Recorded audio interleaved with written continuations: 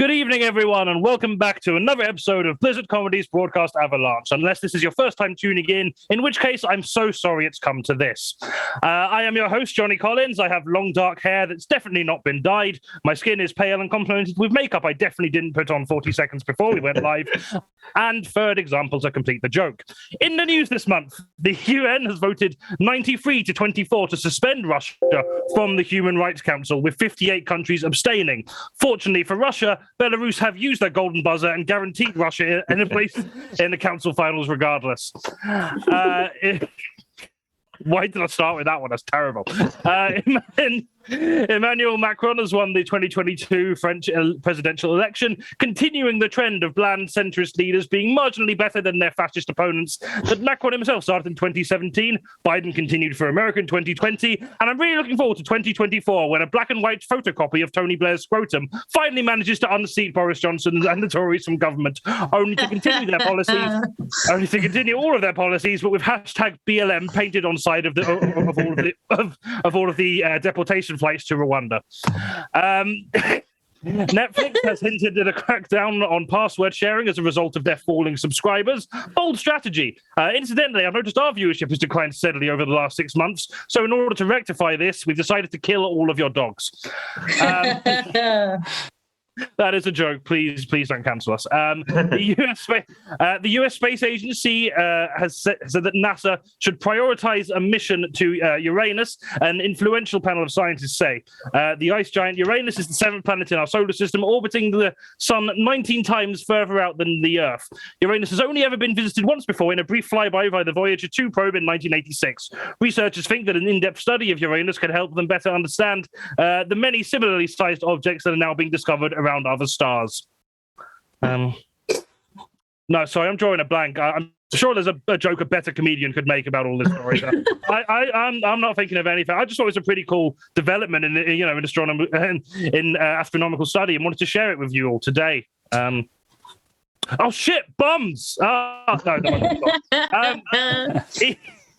Elon Musk has made a successful offer to buy out Twitter, in his words, to unlock the platform's full free speech potential, which I think is code for to stop his ex-girlfriend's partner making fun of him.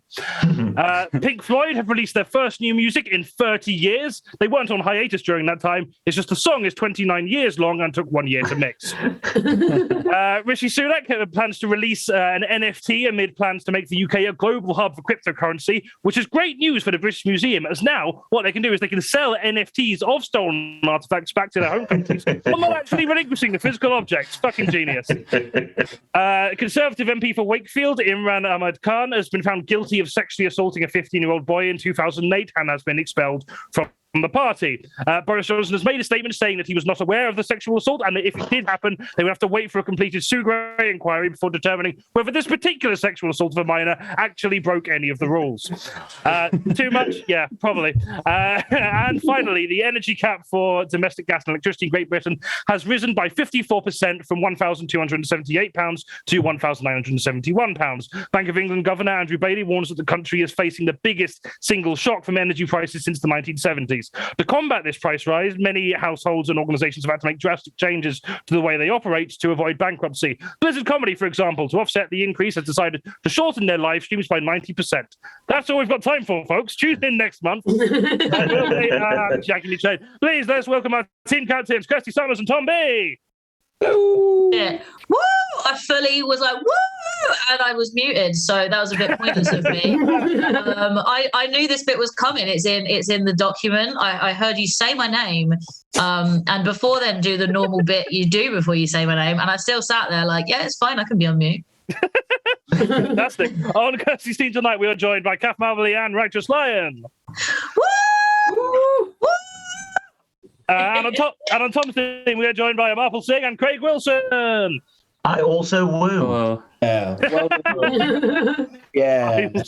Fantastic. Welcome to the show, Kirstie. How are you doing? I feel like it's probably not been that long since I last saw you on the show, but I think you were meant to do the last one, and that one didn't happen. So yeah, the last one was on my actual birthday. Oh, yeah. And I just sort of sat awkwardly in a Zoom call for 40 minutes. We didn't do the show, so I just went and read my book.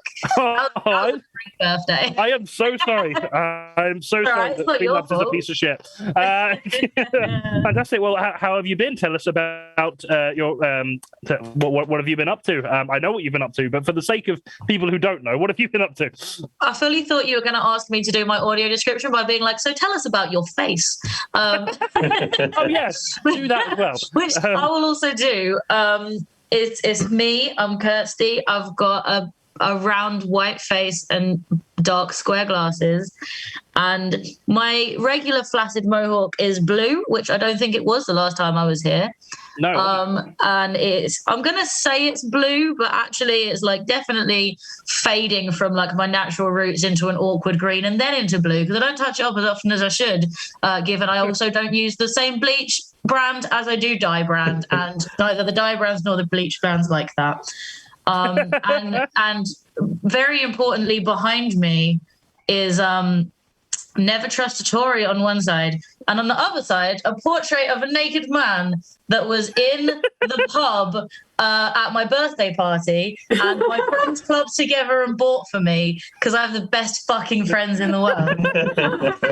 I found out later on that another of my friends was really annoyed because he wanted to buy it for me, and while he was looking for someone to ask if he could buy it, the other friends found someone and bought it first. I don't know why he didn't just chip in with everyone else, but like, he was annoyed that he didn't get to it first.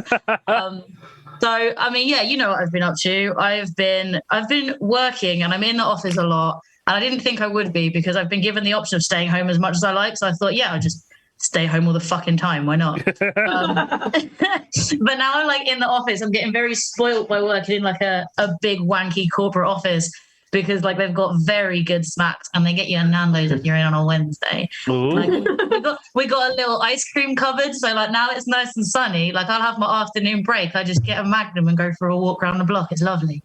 I've been at Manchester Punk Festival, which was very, very fun. Shout out all of the Manchester Punk Festival bands, comedians, poets, everything. You're all fucking brilliant. And also everyone who I did get to see, and like KATH, who I didn't, sadly, and I'm very sorry, because I had a great time just sort of like seeing all the people that I've got to know a lot better through doing this sort of show over lockdown, and a lot of them are in Manchester. So seeing people that I either met like once or hadn't met at all, and then just like feeling like we are best friends was fucking lovely. Both in terms of comedians and also half the bands, which was very cool. Check you out. The other thing, I have one more thing to talk about. I will be quiet. The last thing I have to talk about is on Saturday night, I went to see Quantum Leopard, and the next one is the last one before James Ross goes on a long hiatus. And if you don't know Quantum Leopard, it is the London show that we kind of stole a lot of our ideas from for the live Blizzard Comedy. We're inspired by. And our team captain, the brilliant Bobby Jones, won the open spot competition. So she's going to be back for the next one. And I just want to give a little shout out to that, because I'm very, very proud of her. She absolutely fucking smashed it. I haven't heard James Ross cackle that hard since probably the last time Johnny was on, frankly. Oh, thank you. Thank you for saving that with a compliment to me. I appreciate it. 5 points to Kirstie's team. Fantastic. Well, thank you very much for coming back on the show. Is there anything else you want to plug, or is it just general Blizzard stuff that I will cover shortly anyway? General Blizzard stuff. I guess the most exciting thing we've got out is we have a new zine, which I'm very excited by, and I don't know where I put the one copy I brought home with me, but you should buy it. It's very good. It's got content from it's got content from Anna Thomas and Hannah Platt, Eddie Hurst, and Bobby Jones and Katie Mitchell. And I'm missing someone, and I'm forgetting who, and I feel like a dick. Oh, you're in all of them. Yeah. But yeah, no, there is someone else as well. I've forgotten who it is, but yeah, there is someone. I feel like a dick, but like next time I'm not on the screen, I will find mine and I'll like hold it up and like wiggle it at you in the break or something. Fantastic. Well, do stick around for Kirstie wiggling that in your face. I have put a link to our merch store where you can buy a digital or physical copy of the zine as well. So that is there. Wonderful. Thanks for coming on the show, Kirstie. And across the team, we've got our other team captain, Tom B. How are you doing, my friend? Not too bad. Cheerful today, which is nice. I found out that in 3 weeks I'll be in Spain because I'll touch and I'll be teaching juggling to disadvantaged 18 to 13-year-olds. So, that's what they need, isn't it? Sorry you can't afford food, but if you had more than one apple, this is how you juggle them. But that'll be fun. It's part of the Erasmus project, which is how I got a lot of my early professional development, and it is basically going to be the final Erasmus, or one of the final Erasmus projects, certainly in the circus scope, that we can do before. Well, it's already done wrong, but it's the last bit of good we had from it. So it's nice to go along, and even though I've not done circus for a bit, it's nice to go along and be a part of that as a final little hurrah to it all. And it's the nice end to a shit few months, because I just found out I've got arthritis and I am grumpy. Oh dear. That will make you grumpy. Go on, sorry. I was freaked when I walked it. I need to describe myself, don't I? Yeah, that was going to be my next question. I always say before the stream, I'm going to be asking you this, and I forget to ask you it every time. So thank you for remembering. I rarely remember things, so it's not bad. I appreciate it, thanks. I have blonde, dirty blonde hair, a reasonably neatish beard. I look like the kind of wanker who would give up all his money, go exploring in the wilderness, and then die 2 minutes from a motorway.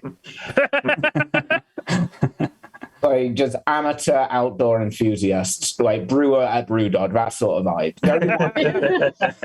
Oh no, I'm repping Brewdog today because Asda has a sale on their beers, so that is what I'm drinking, and that is the only reason I'm drinking Brewdog. I'm tricky with Brewdog. I'm not basic. They do the most easily accessible non-alcoholic beer. They do, yeah, that is true. It's a shame they're a terrible company because they're a quite good company. As far as breweries go, they're probably not the worst, but they're still terrible. They could be a lot worse, but exactly. A lot better. They are more embarrassing, but not quite as ethically corrupt. They're like the dad dancing of beer. They are. That's exactly what they are. We have not been sponsored by Brewdog for this stream. So you've got a live show coming up. Tell us about that. On Wednesday, we've got Valhalla Decadence at Wharf Chambers in Leeds. This is our second one this month because I got COVID in February, so we had to move it. And that was lovely. AMARPAL, who's on my team, was on that and smashed it. And in the next one on Wednesday, we've got Anna Thomas headlining, who's done this. We've got Jake Donaldson somewhere in the middle, who's done this. And we've got lots of other acts as well. And it's dead good. It's just a little alternative night. It's been doing really well recently, and it's a lovely venue. And we have a raffle where you can win sex DVDs, not porny, CEX DVDs, if you donate to our bar staff. So it's good. Come, let's pay what you want. We stole a bunch from Blizzard. Thank you. I put the booking link in the chat if you are in or near Leeds and want to go to that. I will always endorse going to see Anna Thomas. She's fucking spectacular. We also actually have a podcast with her coming out later this week. I have not when I get around to it, but probably Thursday. So that is something to keep an eye out for on our socials as well if you're not already following us. Thank you very much for coming on the show, Tom. And we're also joined once again by KATH MARVELLEY. KATH, how are you doing? Hello. I'm really well. How are you? Good, yeah, I'm doing good. Before I get into the chit chat, I'm remembering to ask you to describe your appearance for the second audience, so please do that now. Yeah, sure. Let's see. I'm wearing toucan earrings. I've got. Oh, you are. I love it. I didn't even notice. This is good. I'm looking at you, and I did not register what they were. Amazing. They've got mirrors in them, so you can sort of see yourself at the same time. You don't want to look at me. I am the toucan. Vintage top, hair, sort of blondish, half pulled back. And anyone who is vision impaired probably can't understand my accent anyway, but I hope that helped. I've had a really lovely weekend. I went to the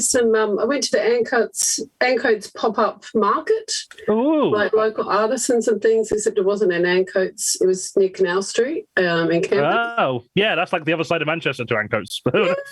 It's like a monthly one. It was really cool. I had a bevy down by the canal, and what else do I do? I don't know, stuff. So it was really fun. Stuff. Can't remember, but yeah, I've been really well. I'm slowly getting over like long COVID-ish, and so it's nice doing some gigs this week. Back doing this one, back tomorrow, Brookhouse Social, free gig in the centre. Wednesday at Blackpool.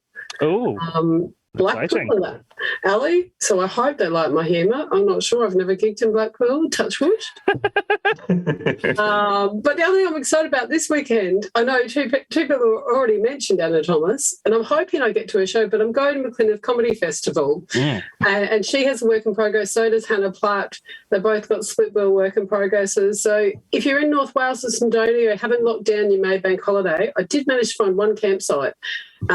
So you might be able to get along and have catch up with some comedy shows and support people's emerging new works. I think that's all. Absolutely. Do go and do that if you're in there. Hannah Platt, we've actually spoilers, but we have actually got her work in progress at Blizzard as well on a date that I can't remember off the top of my head, but it'll be early June if I remember correctly. Well, forget me, let's go to that. Details for that will follow. Oh yeah, no, obviously if you're going to McGinnis or if you're like in the area, absolutely go there. But yeah, you will have a chance to see Hannah Platt's work in progress at Blizzard as well, which I'm really excited about. I think it's her first hour as well, so I'm super hyped for that. Wonderful. Thank you very much for coming on the show, Kath. Lovely to have you back. We are also joined by AMARPAL SINGH. How are you doing? Very good. I'll describe my appearance first, because Johnny keeps forgetting and remembering it. Thank you. Appreciate it. I had literally forgotten. Yeah. When God created the earth, he created India, a place that was ridiculously hot, and he thought, you know what would be really funny? I'm just going to put loads of people there and cover them with hair. So I very bushy eyebrows that I hide under my flat cap, bushy Asian beard. I'm not so Asian looking that people give me looks when I go on the plane, but I am so Asian looking, your grandparents might not like me loitering around a front garden. The best way to describe myself is to the security services, I'm a person of interest. And I am apologetically middle class. I'm wearing a flat cap. I didn't even buy this flat cap. One day someone came with a Brewdog can and this flat cap and went, there you go, you're middle class now. But yeah, life's good. I had to go to a 50th birthday party. I'm 33. It was someone I used to work with. And I went there and the theme was 1940s. So I started panic because I have anxiety. And I was like, well, that's too late for Peaky Blinders. So what do you wear from the 1940s? And it took everything, all of my effort not to dress up as a Nazi, because that's the only thing I could think to connect with the 1940s. But then I went there and they had a band, the 1940s band playing, and all of a sudden they got out a Hitler ventriloquist doll and started doing a routine. Oh, God. And I just sat back and I thought, at the best of times, a Hitler ventriloquist doll isn't the best idea. But on St. George's Day in Wakefield, asking for a free trip to the A&E. But luckily he didn't get assaulted, and Hitler's doll went back to the coffin suitcase where it belongs. Good. I am glad the Hitler doll was in a coffin suitcase. That is wow. Okay. Remind me never to gig in Wakefield. Fantastic. Have you got any gigs or events coming up that you'd like to share with the lovely people here? The one that popped in my head is I'm going to be doing a live show for Blizzard 2 weeks. Yes, you today, the 9th of May. I think we still have tickets left for that. The ticket link is in the chat. Thank you for bringing that up. It's a good way to segue into it. Yep, 9th of May, we've got AMARPAL. We've also got Eddie Hurst headlining, Umby Winters opening, who is also at the end of this week opening for... I've forgotten her name. Maria Bamford. Maria Bamford. So fucking amazing. We also... You're going to that? Oh, fantastic! I am considering it. I am not doing anything on the day, and I think it is payday. So, I may do that. But yeah, absolutely fantastic. We've also got the Impish Scribe and Marie Goulburn on that show as well. It's a fucking good show. I'm really excited for it. It is in our usual venue, Gulliver's Northern Court. Our last one wasn't, but this one we are back in Gulliver's. So you can book your free tickets for that in the Twitch chat right now. And yeah, you'll see AMARPAL there as well. Wonderful. Thank you very much for coming on the show. And we're also joined by another first time to the show. We've got Righteous Lion. How are you doing? Hey, what up, G-Boy? How you doing, man? I'm doing much better since you called me that. Thank you. Can you quickly describe your appearance for the sake of any visually impaired people who might be tuning in? Yeah, sure. Well, right. Well, I'm a black man. I heard someone like a really old guy. I'll explain that. I heard like a really old guy from Yorkshire one time describe a black dude as a black man. He was really trying to figure out how not to say the N word but still say what he meant. You know, it was a black man, wasn't you? A black man. And so that is now henceforth how I shall refer to myself and my people. And I've got an afro. I've got a beard as well. I've been told I've got in lieu of Lenny Kravitz's face, so we'll go with that. And I've also been told that I look like the Jackson 5. Bear in mind, they didn't specify. They didn't say Michael or Jermaine, all of them. Yeah. The Jackson 5. 5 black dudes of all various looking faces of various ages. It's so my visually impaired audience make of that. You are the mean of the Jackson 5. There you go. I thought Joe Jackson was the mean of Jackson 5. We're talking about a different kind of mean. Oh wow! I did not expect Jackson 5 jokes to be starting quite so early in our topical show. Amazing. Well, how you been doing? What you been up to? What have you got coming up? Tell us all of the things that are making you happy right now. I wasn't expecting to be so nosy, J-Dog, but I'll indulge. I do have a gig coming up, Comedy Loft House, in May the 20. I'm really not good with organisation and dates. I'm going to say the 28th. I'm going to check it, and by the end of the show, I'd like to correct people if I'm wrong. Fantastic. That might not even be the day. We do have we do have your Facebook and Twitter in the Twitch chat, so if you're updating it on there, people will see it as well. So do go follow in there. Cool. Other than that, I've just been doing my day job and night jobs, which are both security and cooking. So yeah, basically I've been telling people no, because that's what you do in security, and eating. No. That's my weekend in a nutshell. Fantastic. I'm glad you found time to be here to stop saying no to people. And I mean, you're talking to comedians, so please continue saying no to people. We really need to hear it. But wonderful. Thank you so much for coming on the show. Like I say, you can follow him on Facebook and Twitter in the Twitch chat, as you can with all the acts so far. I put their links in the Twitch chat. Do go and follow all of their socials because they're very cool people. And last but not least, we have the wonderful Craig Wilson. Craig, how are you doing? I'm okay. Thanks. Hi. Good. Just for the sake of visually impaired audience, do you want to briefly describe your appearance? Yeah. I've got messy brown hair. I have facial hair, if you can call it that.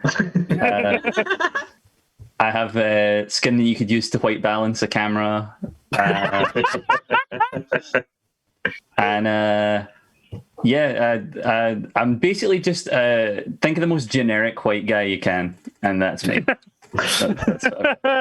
And in the background, I mean, like usually we have a panel of at least 5 of them, so I appreciate you got balance, being the token for this one. Thank you very much. I was going to say, if Righteous Line looks like all the Jackson 5 put together, Craig is clearly all the Mumford and Sons. Well, you know, Craig, you've got a nerve coming on here trying to steal my genericism from me. we can share the generic character when you start a video game. We can share that. Of course we can. Otherwise, what would be generic? I'd be careful, AMARPAL. As he's a security guard, you don't want to cross a line. Well, you won't let me cross the line. I'll just say no. This is just what we need. Whenever we've got open spots coming, just like whenever like anyone applies to us with just something slightly edgy, we'll just need like a picture of Righteous Lion just saying no, and then It's a gift waiting to happen. We can yeah. You've got my permission to make a Righteous Lion. Righteous Lion meme. Yeah, definitely gonna be doing it. Wonderful. Greg, this is I think the first time we have met. Thank you so much for coming on the show. Do tell us about the wonderful things you've got coming up. Anything you want to share, or anything you've been up to recently. Just tell us how you're doing. Fuck off the show. Tell us about you. It's been a rough few weeks. No, I'm fine. I've just finished I took a holiday from work and I did a load of gigs, and now I'm just in the dead period where I get to say that I'm actually taking time off from comedy to work on other projects.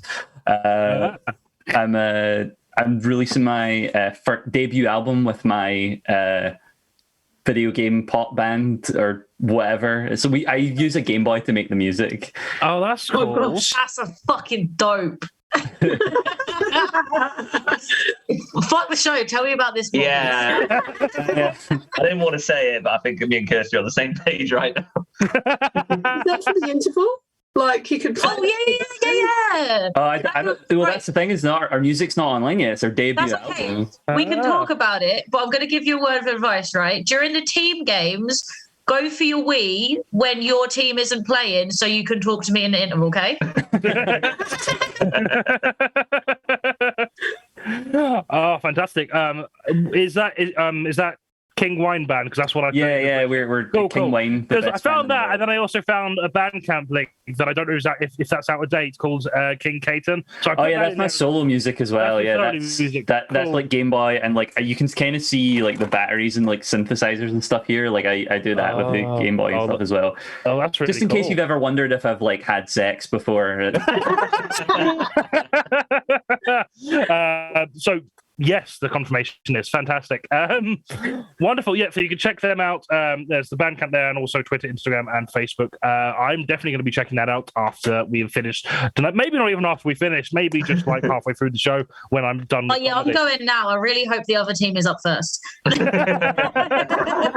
Well, actually, our first round is a free-for-all, so you're all here. So we're gonna have to wait to listen to that.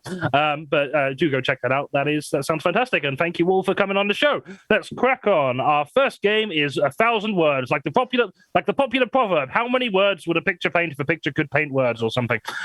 This round is our picture round, where artists Izzy P and Rob Maltby have provided us with visual interpretations of news stories from the past month, and the teams have to decipher and match to the news story. And as a special bonus, as we have to pull our show because Streamlabs and IT is shit, we've also got 2 pictures from last month as well. So I hope you're all paying just as much attention to the news in March as you were April, which I'm assuming is none at all. I definitely was, but the bar was very low.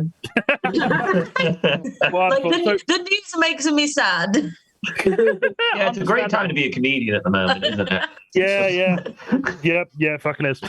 So we'll get the first picture up now, please, Sam. Is that already up? I've not got Zoom open. There we are. It is up. Okay, so this quick image description. This is a disfigured vegetable atop a flat cart with a background of grass and soil. Tell me what's happening here without using my terrible image description.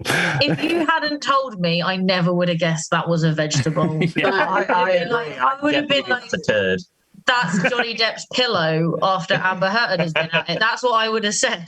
Fucking hell. Half an hour in, we've already had a fucking Amber Heard. I have been determinately blocking every news outlet that shares a fucking news about that fucking court case. I'm so sick of both of them existing. Same. I thought this was them wheeling out the evidence. We've got the turd in question. This is Exhibit A. I thought pulling this is just one of the jobs created by Brexit. The fact it does look like a turd, I was considering, is that the Tories wheeling out their new excuse for Partygate? This is a better Prime Minister than Boris Johnson. There's Michael Portillo emerging from his sex cocoon. Oh no, minus 5 points to Tom's team. I thought after this week, this might be the manhood of Cabinet being carted off to make a safer workplace for women politicians. Fuck.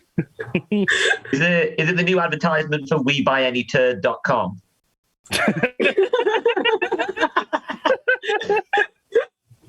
It's a bit of poo on a car, isn't it? That's a news story right there. I can confirm the news story wasn't. It's just a poo on a car. Oh. Is this the top of the walnut whip every time I eat a walnut whip before I give it a Viking funeral in my garden?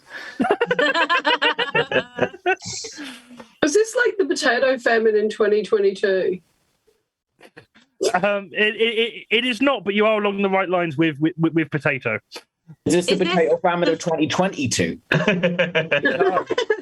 Is this that food is so scarce in England post Brexit that we're eating the lumpy mouldy potatoes? Or no, am I just letting my potatoes go off before I eat them? People at food banks don't want to receive raw potatoes anymore due to the cost of cooking them. That's a good guess. It's not true, but It was a genuine story. Yeah. Oh, yeah. No. But it's not this one. It is true. It's just not this one. No, this is a much less interesting story. If I'm honest, that one would have been a better example to use. But no, this is a just much like interesting story. Guinness World Record of like world's gnarliest potato has officially been set. I'm going to give you that because you're close enough. I'm going to give you that. It was the biggest potato in the world. So this is a couple. Oh, sorry. Go on, Kath. I remembered now. They thought they dug out the most giant potato in the world, and then they DNA tested it. It wasn't potato.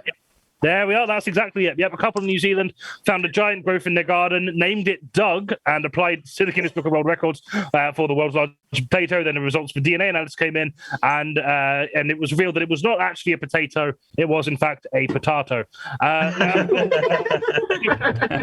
I managed to fucking nearly 100 years worth of setup for that joke.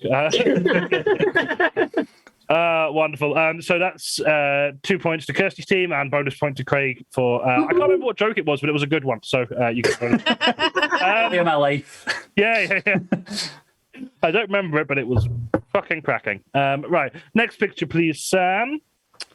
So this one, image description, a man in a suit is mic'd up at a podium, finger raised, mouth open in the middle of speech. Behind him is a large slogan displayed, somewhat obscured by the man. The word awake is visible. Tell me what's happening here. This could be any straight white man ever. This could be me. I mean, you're not wrong that it is a straight white man ever.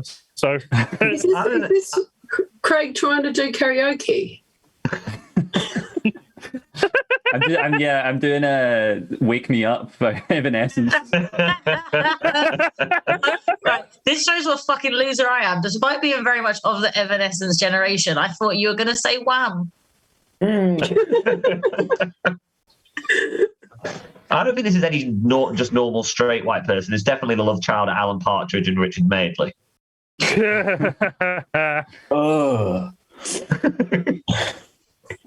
This is actually a screenshot from my new favorite anime. It's Attack on Our Freedom. Is this a sales pitch for non-drowsy cold medication? Awake! Just yelling at you to be aware. I need that in the morning, to be fair. This is the promo image from George Bush's new Netflix special. Oh God! Is this the climate changes campaign? A last stab? No, it's not. No, it is not related to climate change. No. Is it some sort of new right-wing show saying "awake, not woke" or something like that? Like Fox plus Hybrid Max. It does say "awake, not woke," but it is not a TV show.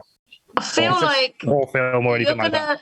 You're going to say what it is, and I'm going to go, oh, yeah, I heard of that. I know that's the thing. But it's going to have blurred into, like, the beige, pissy streak of news stories about boring white men and their victims that, like, I can't pick it out from all the other bits of, like, shit in that streak. Yeah, understandable. Can we get points to just say horrible white man goes to horrible rally? Yeah, that generic, yeah. Dude, yeah. The French elections. Is this Le Pen? I don't know. No. This is nothing to do with France. It is a different nation. It's the US then, but I don't know. Yeah, it is the US. Yeah. Politician, generic politician. Yeah. So the identity of the politician is particularly important to the news story. I'll say that much. Is it Matt Gates? I don't know. I stopped reading. I'm so glad you said that because I was fully just sitting here like, I hate them all at this point. I don't bother to learn their names. You just go, oh, you're a white cishet male career politician. Get in the bin. Yeah, basically. Don't even tell me your fucking policies. Just get in the bin. Really. And the fact that you, the host, also do not know the name makes me feel a lot better about myself. It's Ronald Reagan Jr. I mean, there's a reasonable chance it could be, but I don't think it is. It just looks like the video thumbnail for like all my YouTube recommendations after watching one gamer video. Oh, fucking hell. Does anyone know what this actually is about? I've got a feeling you haven't. Also, thank you, Roller Optics, for the new follow. So, yeah, I don't think you're going to get this. So this is the story about Florida passing the Stop Woke Act. There's Florida legislation passing what supporters have called the Stop Woke Act, a bill intended to limit how workplaces and classrooms around the state handle discussions surrounding critical race theory. America, the land of the free there. So no one got that one right, but I'm going to give Craig another bonus point just because I like him. Okay, now we're getting on to stuff that happened in the last month. So maybe you'll remember these better. Next picture, please, Sam. This one is a black and white drawing of a creature looking stoically just off-center with indiscernible shapes around it. Very useful image description there, Johnny. Well done. What do you think's happening here? That's Ukrainian propaganda portraying Putin. I think this is a new TV show about the afterlife with Skippy the bush kangaroo. Is this a propaganda poster for the KKK9s? Oh, brilliant. That dog with the haunted eyes has just walked in on its parents having sex.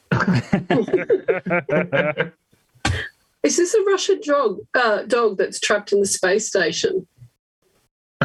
It's really sad. With other American dogs. That happened many decades ago. It might still be there. I think it's an advert from the RSPCA telling us that the dogs ain't going to take this shit no more. Has Dr. Frankenstein had to resort to going to the pet cemetery? This just looks like a Sonic Youth album cover if they were furries. Are they not? I have not followed. I mean, I don't know. You did have that one song that had the name Yif in They're it. actually called Sonic Youth. Like, and Yeah, every youth that grew up with Sonic the Hedgehog is a furry now. This is science. They've never said that they're not furries, and therefore they definitely are. That's how it works. All Optics just asked, why does it have human ears? And I cannot tell you. I can't remember if it's like the actual picture or the artist's interpretation. But yeah, it is definitely just because it was drawn by Rob Mulby, who will just like put a random human feature on a thing that does not need it. Oh, actually, no. Actually, no. I know why it is, but I will not. Is that the headphones pushing them? Say again. Kath? I think I know what this is. Well, the headphones are smushing the ears, but I don't know anything more. It sounds like Kirstie knows something, though. Yeah. I was going to say, is that the clue? Because I wasn't going to say anything. I wasn't going to say anything very like clever or accurate. I was going to be like, you remember when they put the ear on the back of a mouse? Have they now in all that time graduated to dogs? But that would imply they grew a human on the back of a dog. That's dope, though. Imagine if they okay, but like think about it, right? Did like a full-grown human on like a Tibetan Mastiff, which is like 6 foot tall, or did they do like a baby on the back of a Chihuahua? Because like I would watch all of those experiments come to fruition just to see. I think I do know the answer to this, Johnny. Yeah. The dog being the man's best friend took a bullet for the driver who got caught on a speed camera in Germany, I think. Yeah, you're pretty much spot on there. Yep, that's 2 points for you. So this is a story about a German man receiving a speeding ticket, but the picture that they used as evidence had looked like the dog was driving, because the dog had jumped up in front of the camera right as the speed camera took the picture. Good boy. Yeah, Good boy. Which is why there's a human ear. It's actually behind it, but we don't pay Rob nearly enough to render perspective any better than he already has. Looking forward to his cameo in Sonic the Hedgehog 3. Right, last picture, please, Sam. Okay, this picture depicts a bear on all fours mid-walk towards the point of view. There are street lights to the side, and behind the bear, the ground is half covered in snow with a street sign with a non-English word partly obscured. What do you think is going on here? As this is the Blizzard audience, I would like to emphasize that it's an animal bear, not any other. Thank you for clarifying that. All I thought of this was songs. I had no ideas. So I'm just going to start with, I'm just a friendly prowler on the loose, Scaramouche, Scaramouche. That's all I've got from that. It's looking very suspicious. Please release an album. I feel please release an album, and this can be the album cover. I just want you to do an album where every track is inspired by a different idea you've taken from this. I've got another one. Yeah. Go on. Da-na-na-na, da-na-na, Badger time. Oh God! That's all I got for this one, and I was like, I have no real jokes anymore. I'm just random thoughts. I'm just confused how the bear walking down the street made of baked beans. All I can see in this picture. This is that story about the bear that walked on the back to the beans for charity. Yeah, I remember now. Of course, yeah. This is my my Animal Crossing town after me not turning the game on since November 2020. Only Paula remains. A bear's trying to escape the war too.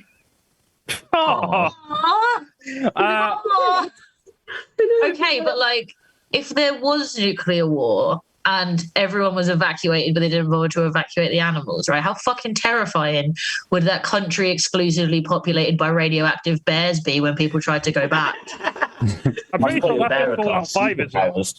I'd fucking watch that film though, wouldn't it? Like, you think it's going to be a hopeful story about people returning home after the war and their house has been taken over by radioactive bears.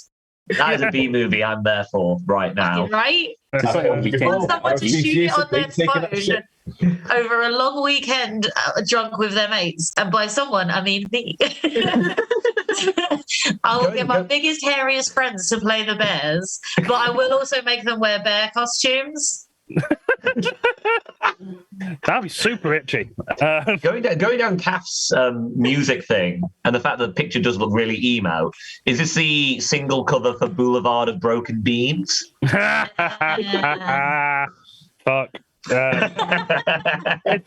If it isn't, it should be. I thought this was Brighton in the year 2042 after the ice caps melted. I did think it looked quite emo. Like I started thinking about like the bears in our monologues, like Boo Boo is gone. The picnic baskets are plentiful. Stomach is full, but my heart is empty. Are the bears immigrating due to climate change? Is that like melting polar ice caps or something? That's not what this is about. If that is a thing, but no, it's not. This is not about bears immigrating at all. It's not about bears at all. That's very well. It is about a bear, and the bear is traveling, but it's not emigrating. He's not got a passport. Has No, it someone just doesn't. put a GoPro on a bear and it's become the biggest Twitch channel in the world? I mean, no, but now I know what to fill up the rest of our streaming. Just like what I might go out and buy a GoPro and just attach it to random animals I meet, and it would just be like all the foxes that live in New Cross. But I reckon it'd be fun. Yeah, I reckon that could be fun. That's our next birthday show sorted. Next does anyone year. know- It's does literally anyone 1 know- month since the birthday, Johnny. Not even that. It's like 3 weeks. Does anyone know what this actually is? Good, no idea. It No does look idea. like he's holding a gun, though, which gives more theories to KIRSTIE's nuclear bear It's a new video game. It's not, but I wish it was. No, so this one, in more animal shenanigans, this story is about an Italian bear who was exiled from a town after committing biscuit thievery, bin break-ins, and public urination. I love Finding his way back into the town despite being dropped off 100 miles away. He would fit right in central Manchester. That sounds like a much more family-friendly film than any of the things I came up with, but I would still watch it. Okay, right. So at the end of that round, Kirstie's team are on 3 points and Tom's team are on 7 points, mostly because Craig has a nice face. That's Craig. Our next round is hashtag trending. Did I actually read out the hashtag? I did. Yep, I'm never doing that again. Never saying hashtag out loud again. This round is taking what our comedians do best, comedy, and arbitrarily shoehorning it into this format to give them time to show off. Each actor has been given a topic to perform about for up to 5 minutes. Points go to whoever I damn please. There's no you don't get a say in this. This is a dictatorship. We are authoritarians. This is just like 1984. We've got 6 topics, 6 comedians. We're going to start with AMARPAL, whose topic is the Batman. So take it away whenever you're ready, AMARPAL. I feel like when every cis white male is born, they're promised 3 things in life: a sense of entitlement, a podcast, and the ability to play Batman once every 5 years. And that's exactly what's happened with Robert Pattinson. I mean, move out of the way, ladies. You've had Edward Cullen for years. Now it's time for the boys and Batman. Now, what I do like about this film that's come out is they've really tried to go in another direction, because Matt Reeves, the director, in 2022, he wanted to make a more darker, grittier Batman. Unlike Christopher Nolan in 2005, who wanted to make a more darker, grittier Batman. Certainly not like Tim Burton in 1989, who wanted to do a darker, grittier Batman. Now, but you know what? I do make fun of Robert Pattinson. I know he's known mainly for the Twilight sagas, but he does have an amazing range. He's been in very good films, but his 2 famous films really clearly are The Batman and obviously Twilight. But he has such a range. He's such a talented actor. I mean, on the one hand, he plays a young, tortured, emotionless emo with little dialogue, looking brain dead to the camera. And he also plays Batman. Now, one of my big worries that happens whenever a Batman film comes out, because we know people out there are insane, and whenever a Batman film comes out, we don't know what's going to happen at the cinemas that time round. Is it going to be a bomb scare? Is it going to be another shooting? And I was worried when this new Batman film came out, but I generally think since March 2020 at least, we've all been very prepared for a Batman output to go globally and really cause us a lot of issues. And that is my take on the Batman.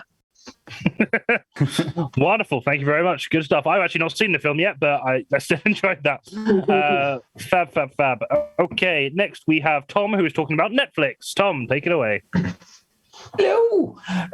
Netflix is Hello. Netflix has announced that for the first time in a long time, they have lost I believe the business term is metric fuck ton of money this quarter. and that's based on user feedback, that's based on everything, and they've taken everything that they could from that, and they've done the obvious thing, which is cut down on password sharing, which is, eliminating the one true act of mutual aid that we all do. Just I can't afford this. Don't worry. Watch Moon Knight on my Disney Plus. It's like, it's the bowl of sugar of our generation, and they're not looking at themselves. Like, it's not password sharing. They used to endorse password sharing back when they were on top. The thing is, like, they seem to be relying on their long history of excellent content, such as Tuca and Bertie, which lasted one season, and Santa Clarita Diet, which ended on a cliffhanger after its third. But, you know, Disenchanted is still going. And you can watch a 9-part documentary which wanks off the Yorkshire Ripper. It's great. No, it's passport sharing is the issue. I think they're just going to resort to blockbuster tactics.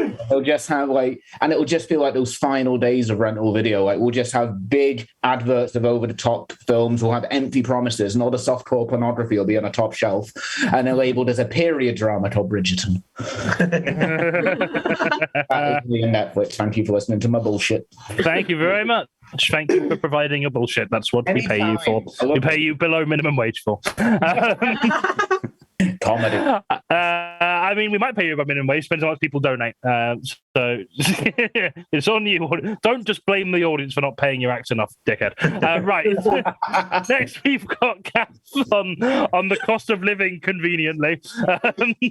Right, Kath, take it away when you're ready. Yeah. So, we're having a cost of living crisis, and there's a few reasons why. So, one is that energy's been priced as if it's optional recently, like it's a Dutch tulip bulb in the 1600s.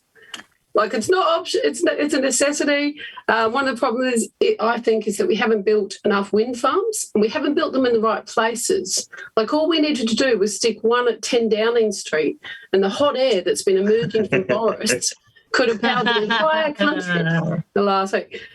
We also put the wrong person in charge of the money, the subsidies. We put a man who has 4 loaves of bread. Any man who has 4 loaves of bread is probably thinking they're Jesus, regardless of their religion. Too much power in decision-making. And in the crisis, energies companies came up with some really fun energy tips to help out. One was cuddle your pets. Down, Snowball, down. Not up until the meter runs out. Eat porridge. It's a bit like Marie Antoinette. Eat cake because you can't cook the porridge because of the energy crisis. For cooking, start a small fire on your neighbour's steps. That one's not real. That wouldn't work in Manchester with the wind. I've come up with some of my own. This is a good one. Use a stand-in fan to dry your clothes on the airer. That's one from tropical Australia in the wet season. Second, go to your local parliament's question time. Enjoy their heating and ask them when it will be sorted. Third, move to Australia. No need to in the top half. But if this cost of living crisis continues, we're going to have to change some phrases in the English language. Because the bird in the hand is useless if you can't afford to cook it. An apple a day is a week's pay. And one rotten apple is better than none. Yeah. So I think for me, I'm really distraught by price increases just generally because I'm someone that really enjoys free and discounted stuff. Like, I've had my day ruined before by having a woman ahead of me in a queue in a cafe, and they offered her a free coffee on her loyalty card and she refused. Oh my gosh, I was so angry. I couldn't stop thinking about it all day. Like, give it to me if you don't want it. But yeah, that's all I've got to say on cost of living crisis. Thanks, everyone. Thank you very much, yeah. What if that's an insight into who you're cancelling this month in round 4? We'll find it out. Oh, brilliant. Okay, next we've got Craig, who was talking about 420. Craig, take it away. Hell yeah, 420, bro. 420, of course, April 20th. It's the holiday where you find out who's cool by which one of your co-workers calls in sick that day. It is the weed holiday. I don't know if I said that. It's you smoke the ganj.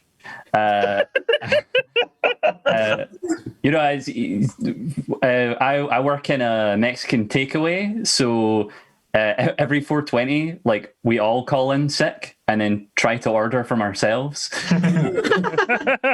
It's not worked in the 3 years I've been there, but we try it every time. I'm actually not a weedsman partaker of the Mary Jane. I've only ever been high once. Exactly once, and it was by accident. Because it's my friends in high school, after finishing our prelim exams, we decided we were going to do edibles, and I was going to be in the same room. And we got this, like, you know hash, like the worst marijuana you can get. Well, there's a kind in rural Ayrshire called Hosh, which is even worse. It's a cube made of purely like soup bouillon and cat food. But like we didn't know. Like, we just done getting a D in chemistry. We were just like, oh, it's only £50 and it's beef flavor. So I accidentally had one of the cakes that they made, and I blacked out, first of all, and then I thought I was floating above my own body.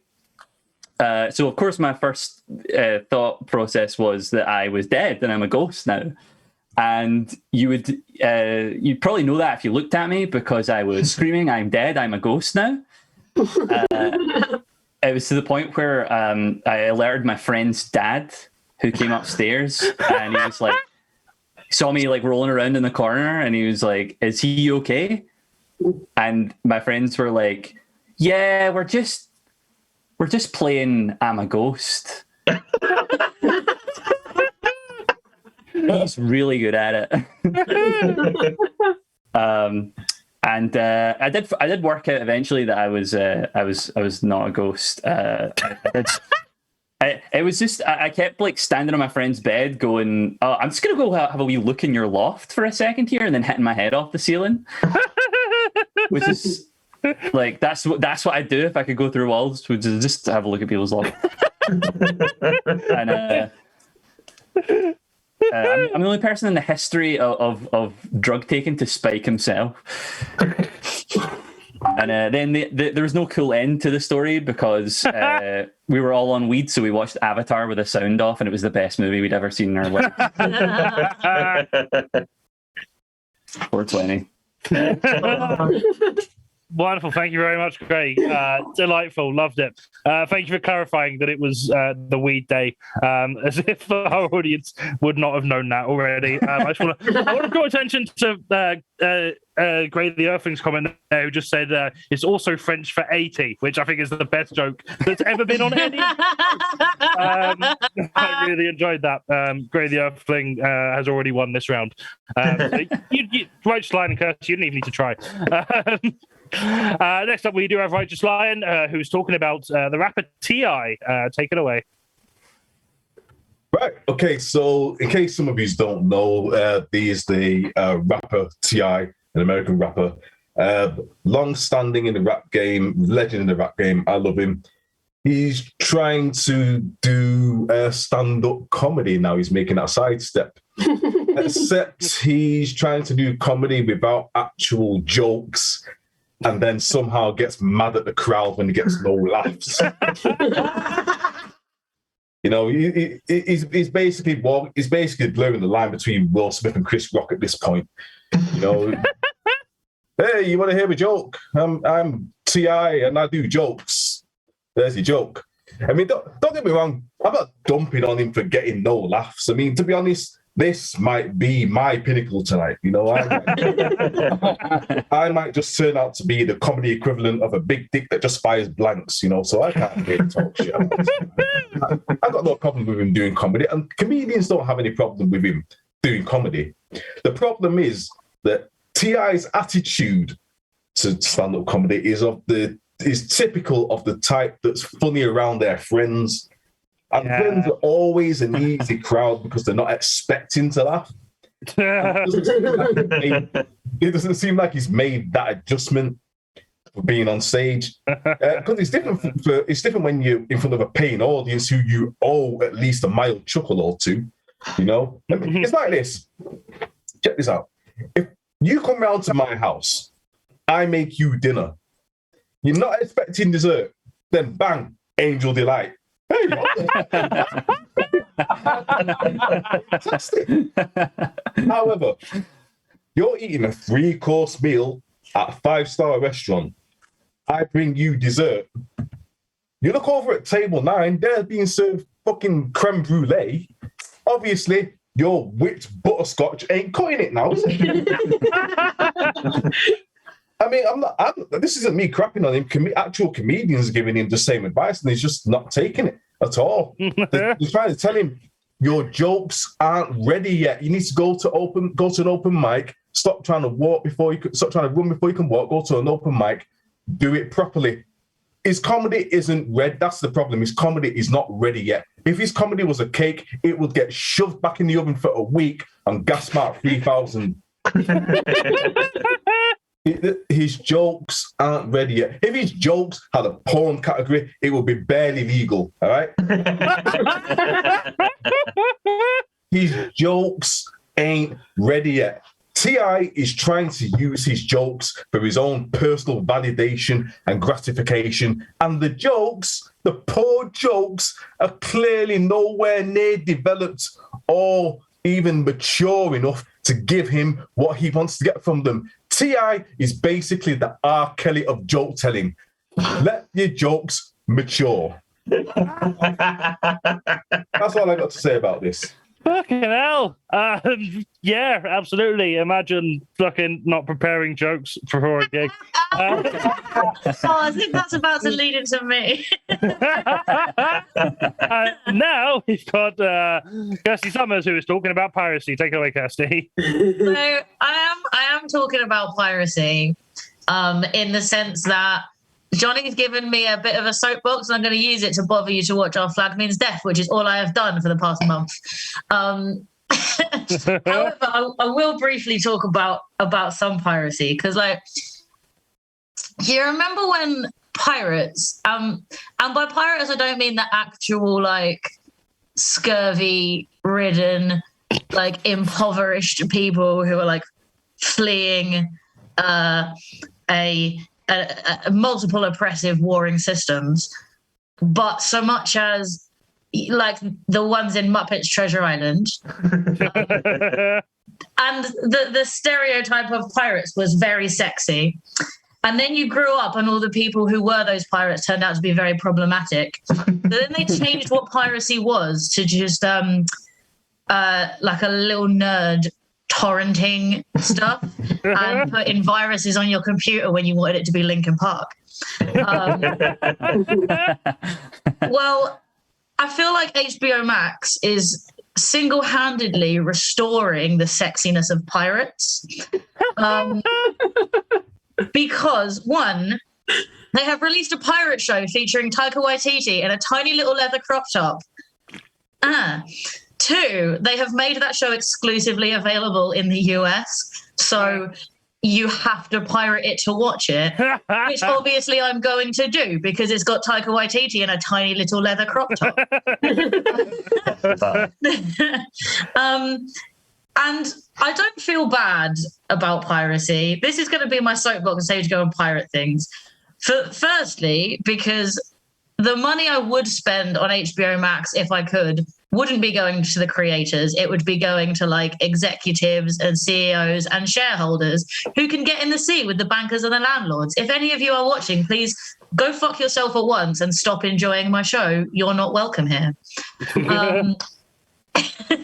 Blizzard Comedy inclusive. But also, I just feel like it's a massive dick move in particular that it's got a very international cast. So run and starring Taika Waititi and Rhys Darby, who are from New Zealand. And Vika Ortiz is Latin American. And it's got like Guz Khan and Kieran Nairn, who are British. and they cannot legally watch the show that they are in that everyone's fucking raving about.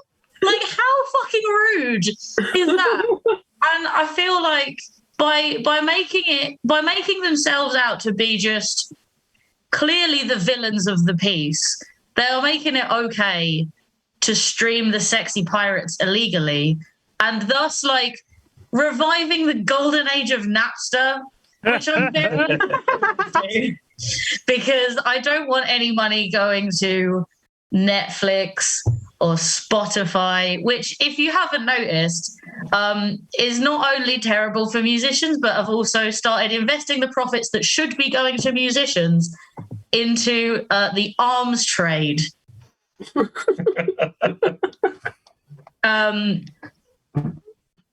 And that's where I've landed on piracy, and I'm really glad it's getting sexy again. Everyone go watch Our Flag Means Death.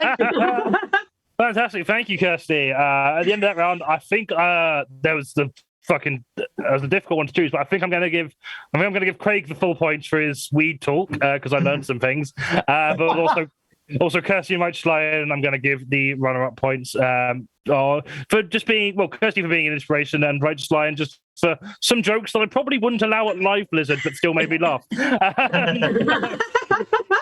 At the end of that round, Tom's team are on 14 points and Kirsty's team are on 7.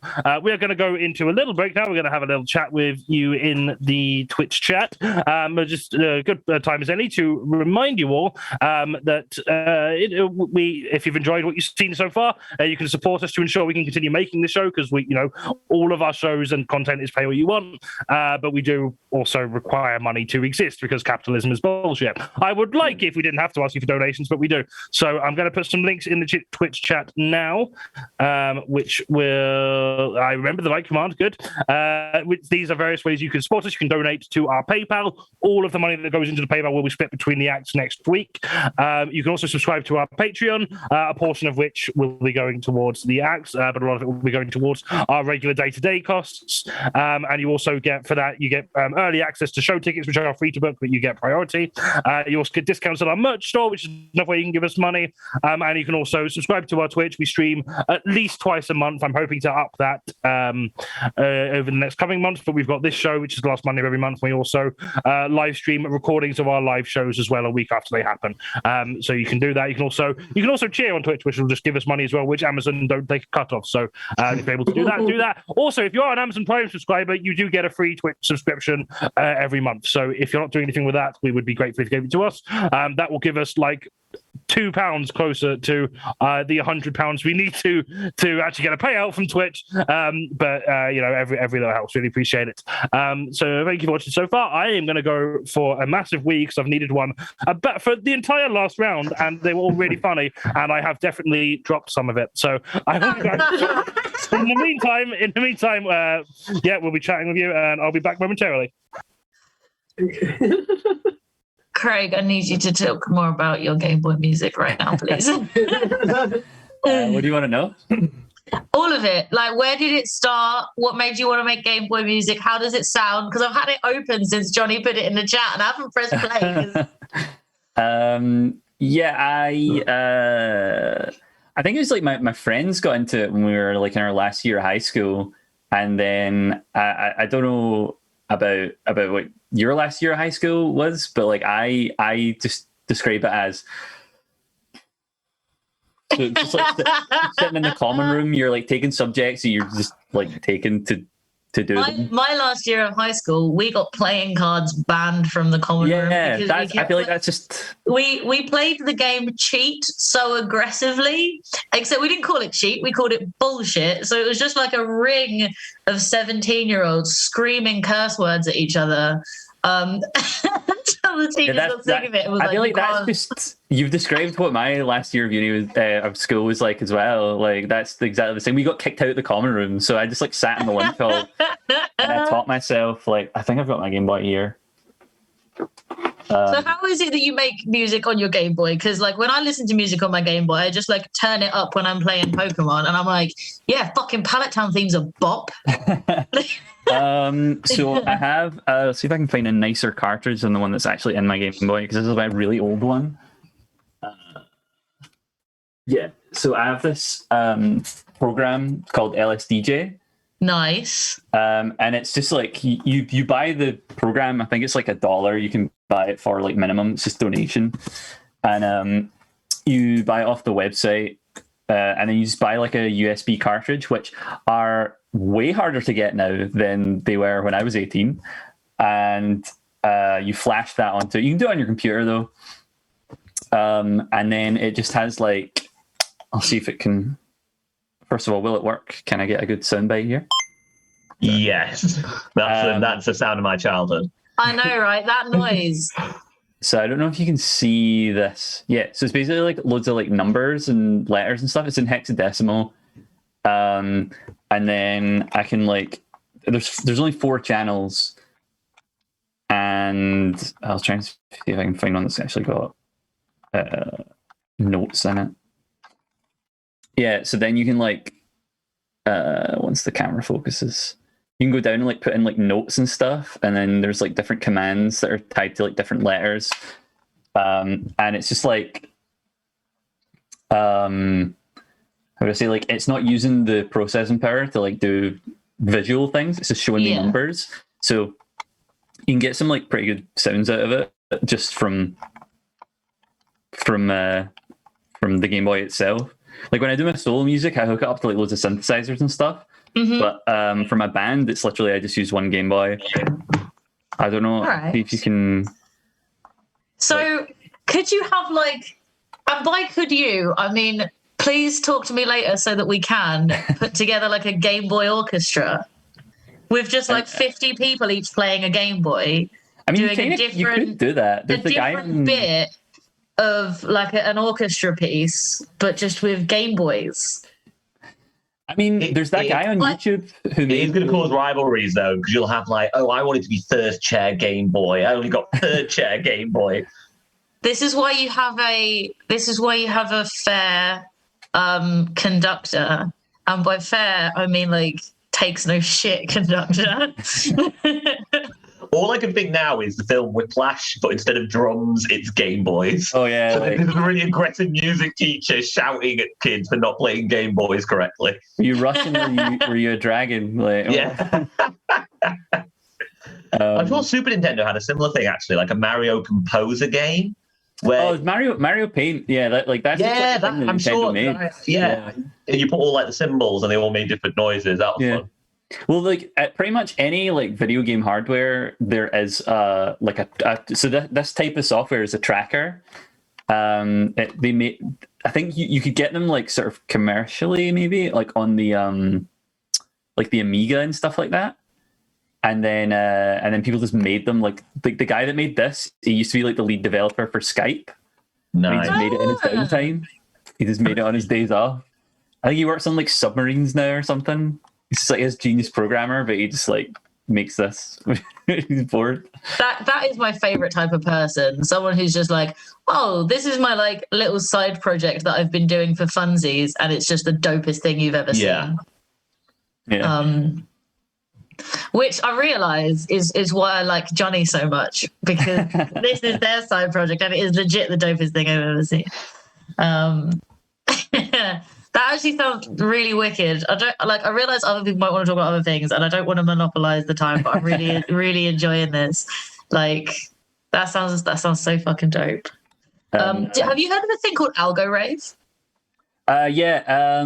I think I know people that have like played at it. Yeah, I was there, like the one that was on like last month, because a friend of a friend was playing there, and it was. Is that is it Adrian? Does he run that? I do not know the name of the guy who runs it. I just know one of the guys who was there. I think for those unintellectual people, what are we talking about? So Algo Rave is like a live digital music night where people will write code that plays music, and they'll do it live on the night as if they were playing an instrument, but they write it as code. And the night I went to, there were like 2 rooms, and so they did slightly different types of music. There was one that was like a beats one, and one that was like an experimental one. But in both rooms, the artist that was on and was writing the musical code was paired with someone they hadn't worked with before, who was writing visualizer code. And on one wall, they had a projection of the code that was being written. So if you knew enough about code, you could follow along with what was being written. And on the other wall, there was someone else was like reacting to the music and writing a visual script. And it was coming up as like kind of like a Windows screensaver, but like really fucking good. And I went on a Thursday and worked the next morning. I like left at 2 a.m. and it was just so much fun. It's not normally my kind of thing. Like, I was saying earlier, I was at Manchester Punk Festival. That's much more my scene than like electronic stuff usually. But I enjoyed it so much. It was so clever. And like, I went with a bunch of software engineers because I work with a bunch of software engineers. And I went and they were like, oh, I can read this code. And I was like, oh, I can read this chord progression, but not the code around it. Yeah. God, I'd feel so inferior now. I was like, I'm just here wasting my life with a 9-to-5 job. I could be out there making my code on Game Boys in a warehouse. On Thursday night. Having a career is a waste of time. You're making a valuable contribution to the arts by ranting about Batman on Twitch on a Monday night, okay? And don't you doubt yourself ever again. I'm going to get that written on a tea towel just to remind myself every day. Did everyone have a nice wee? Did. Yeah. I did. It was good. Just for those who are a bit confused, Craig isn't a borrower. He just has a giant water glass. Every time he's not. This is big, and I'm far away. Oh, amazing.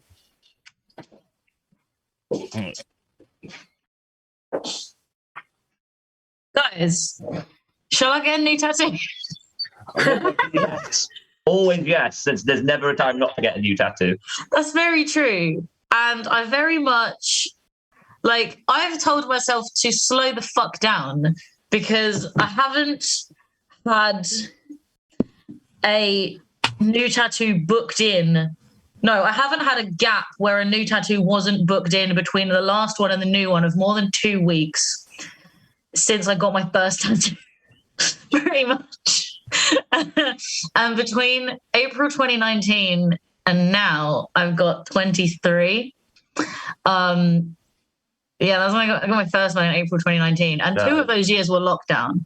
And part of me is like, I should take a break. My bank balance and probably my skin will appreciate it.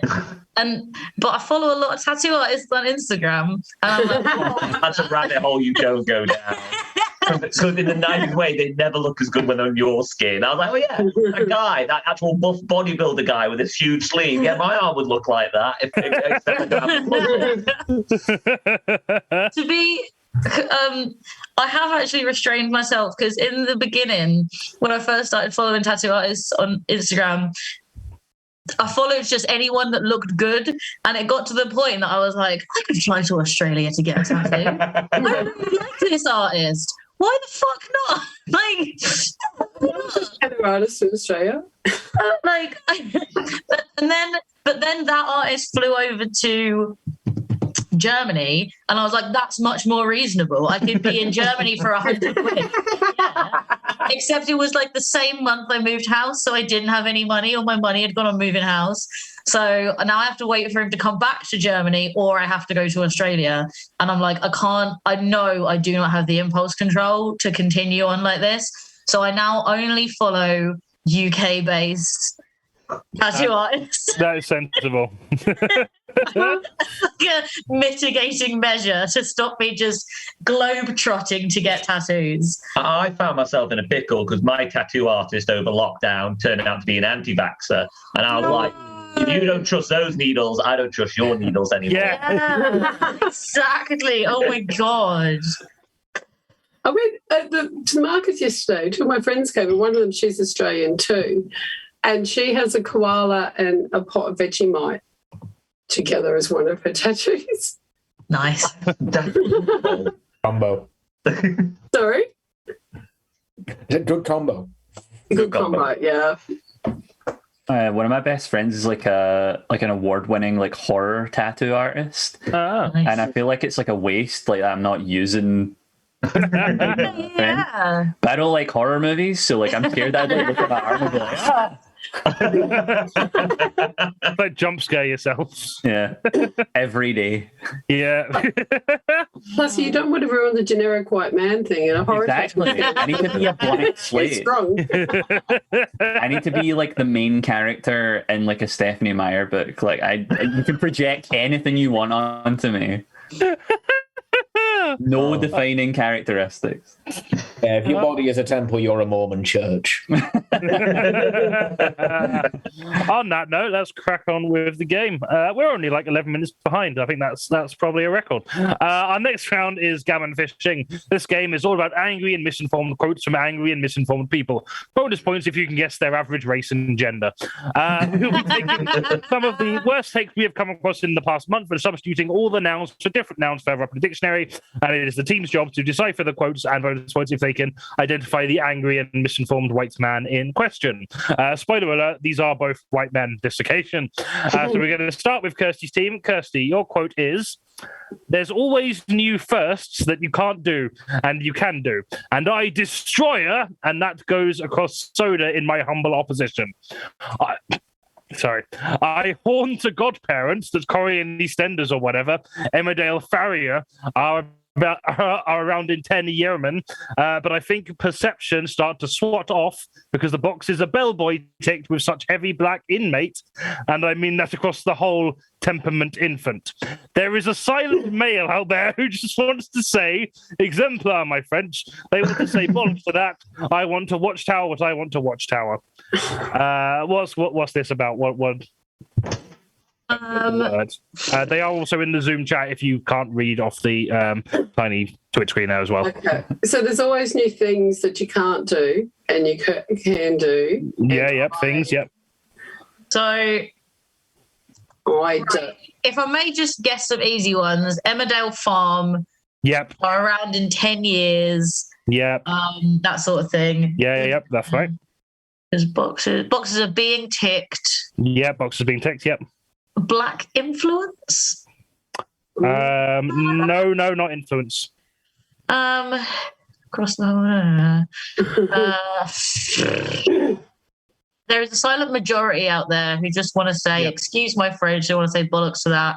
I want to watch what I want to watch. You're right. There's some in the middle. Someone's mad about TV not being 99.9% cis het white men anymore, right? That's it. Yeah, that's not the 1960s. Kind of, yeah. My heart goes out to them. Like, honestly, I mean, who doesn't want to go back to that great content from the 1960s? Now then. But yeah, you're right. That is. You're right. That is. There is a silent majority. There is not a single silent male out there. You're correct. I remember reading this quote. I can't for the life of me remember who it was, but I was just like, I just moved on. Okay, so you've got the gist. That's 1 point in the bank already.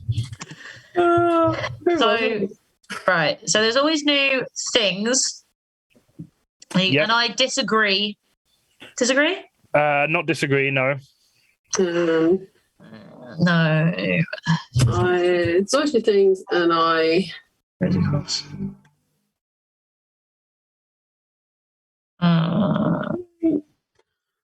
Disagree. I have to guess the Corey and EastEnders or whatever. Something like that? Nope, it's not. I have to guess. Nope. No, not that. I hope to God, maybe. Hope to God, Hope to God. I wonder if it was that. Yep. I hope that's right. I hope to God the Corey and EastEnders or whatever, they'll farm around in 10 years. But I think people start to. Is it people perception? People start to. People start to switch off. It was switch off. Yep, because boxes are being ticked. Yep, with such heavy black inmates. I don't want to tell you what I think that is.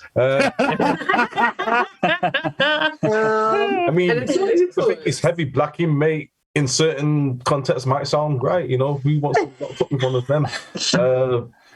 Heavy black presence, maybe, I don't know. No, it'll begin with an I. It'll be close in the dictionary to the word that it's been switched to.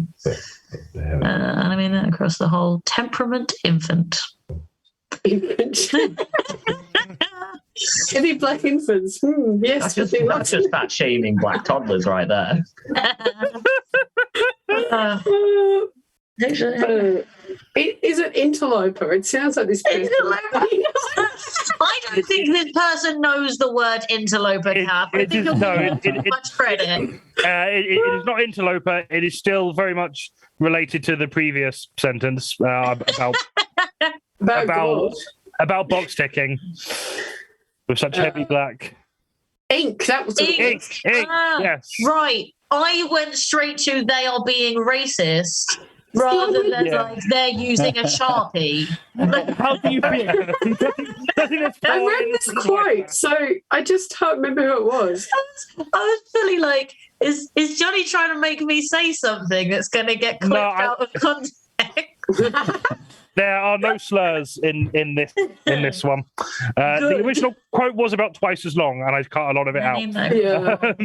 And it was about all of the channels. They were upset with all of the channels.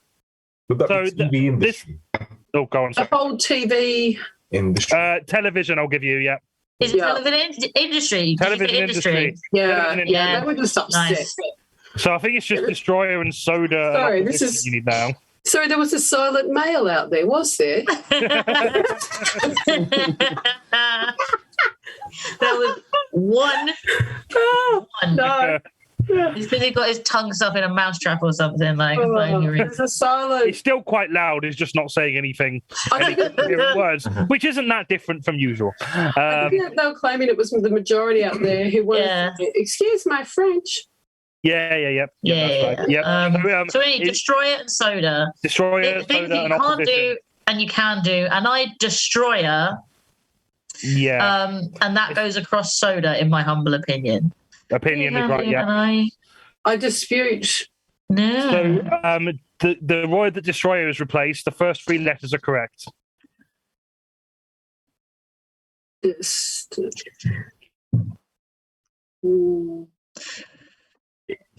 is a bit of a word. The word doesn't particularly scan in the sentence. I'll say that much. Destiny. No. I just feel like you guys are playing Wordle now. The first three letters are correct. Wordle's more difficult, mate. Now, let's say if this was Wordle, you've already had way too many guesses. I didn't get any points. I despise that. Not despise, although P is right as well. Oh, get closer. I despair. Despair. And that goes across Soda.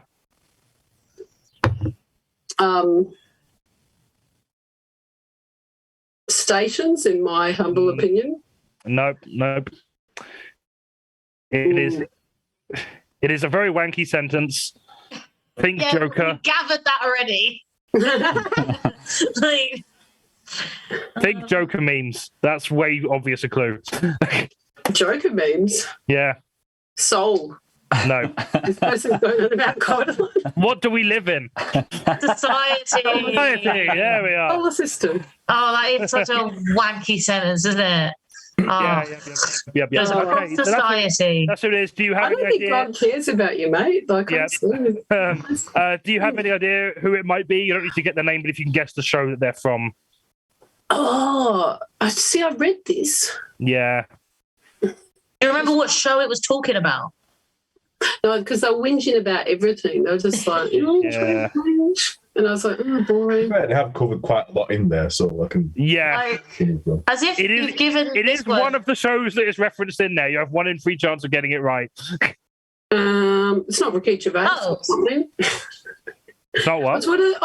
I'll leave you UK people to talk about this. Well, it's going to be Coronation Street, EastEnders, or Emmerdale Farm. Coronation Street, yes. But yeah. I actually think they all fucking suck, and I'd be glad if they weren't on the TV anymore. Like, I don't have a TV. I just I go to my nan's house and I'd like to watch Judge Judy, and she's like, "No, I need Macquarie Marathon," and I'm like, "Why did I come to your house for you to ignore me in favour of Coronation Street, Nan?"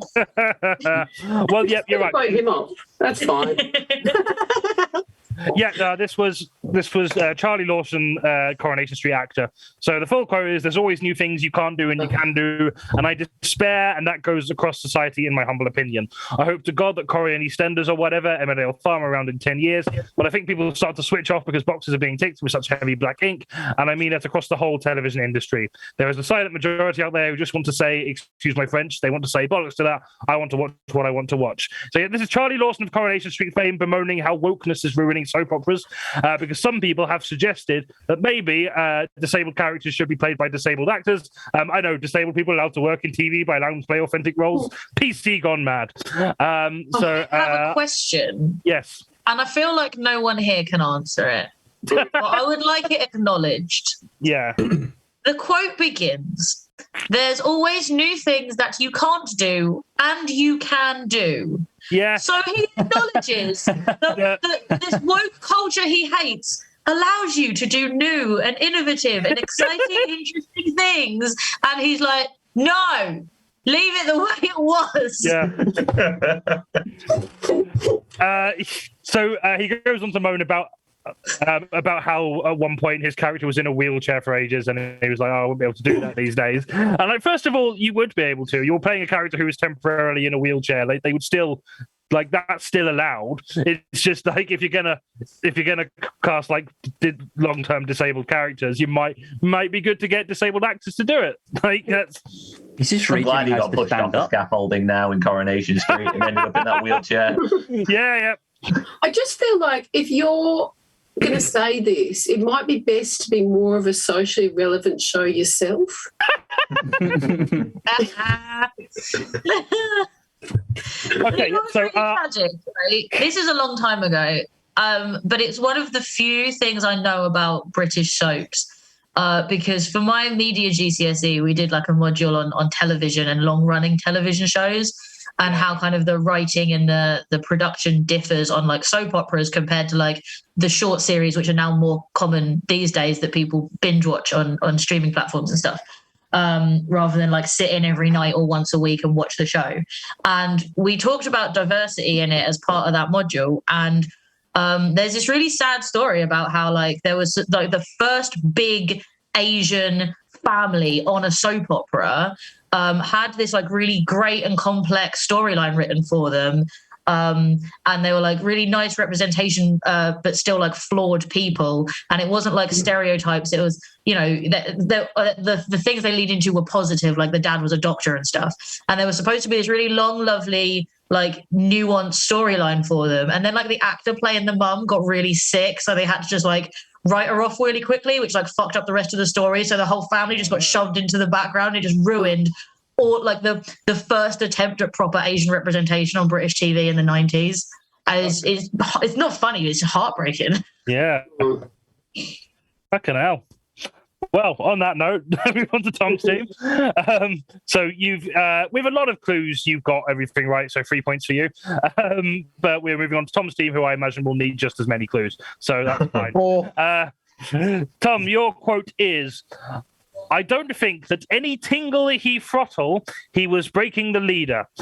I think at the tingle he throttle, just like many teasels and nymphs, who after a very long shire would tend to go backpack to the stalagmite room and have a quizmaster drool." Which is more or less what he has done.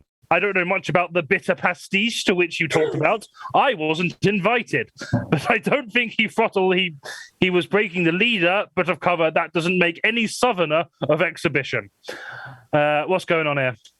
There's nothing to change. There's nothing to change. This is on the first draft of Lord of the Rings. I don't think that anything he fought. Fort is correct, not thing. Fought he fought? No, that would be he throttled. Never. I'm sorry. No. Is it thing he fought? No, it's not. No, it's not thing. I think they're like, this is any time. Time, yep. I don't think any time he fought, he was breaking the law. He was breaking the law, yep. Tingle and Fossil again. I think the time he fought, just like many tossers and nangs. Nope, not them.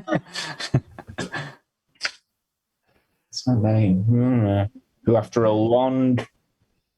very long shag would want to go Not back. after a very long shag. No, this is not about Matt Hancock. Very long shite, just like no fiber.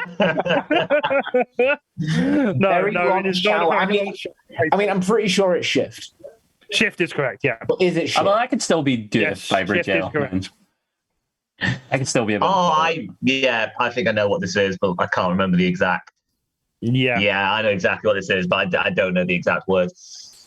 Oh, teachers and nurses. Teachers and nurses who Just like many teachers and nurses who after a very long shift would go back to the staff room. And have a quick drink. Quiet drink, but I'll give you that. Wait, which is more or less what he has done. I don't know much about the... Not you. About the back. God, no. It's got distracted by two cats. Sorry. Sorry. Which is more or less what's done. I don't know much about the big Patrick. Big Patrick. It is not. No. He knows a lot about Big Patrick. The bitchin' party. Party is correct, not bitching. Back garden party? Nope. Birthday party. Birthday party. Yep. That's probably to I was invited. Yeah. Of course you were. That says more than anything. But I do not think he was breaking the law. Yep. But he doesn't make any sort of excuse. Correct. Yep. Wonderful. Do you know who this is saying this? It's someone standing up for Big Blondie Potato Man. Isn't the MP for Lichfield the one who looks like he's trying to cosplay Boris Johnson with his haircut? Do you know what?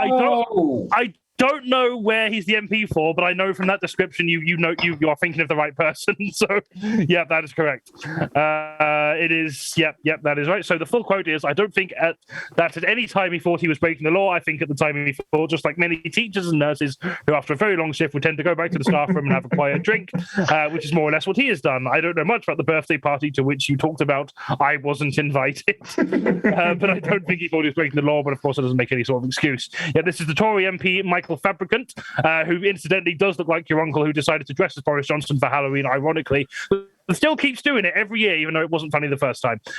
Defending Boris Johnson by claiming that he was not aware that he was breaking the law, despite being instrumental in creating the law, which he is now being punished for breaking.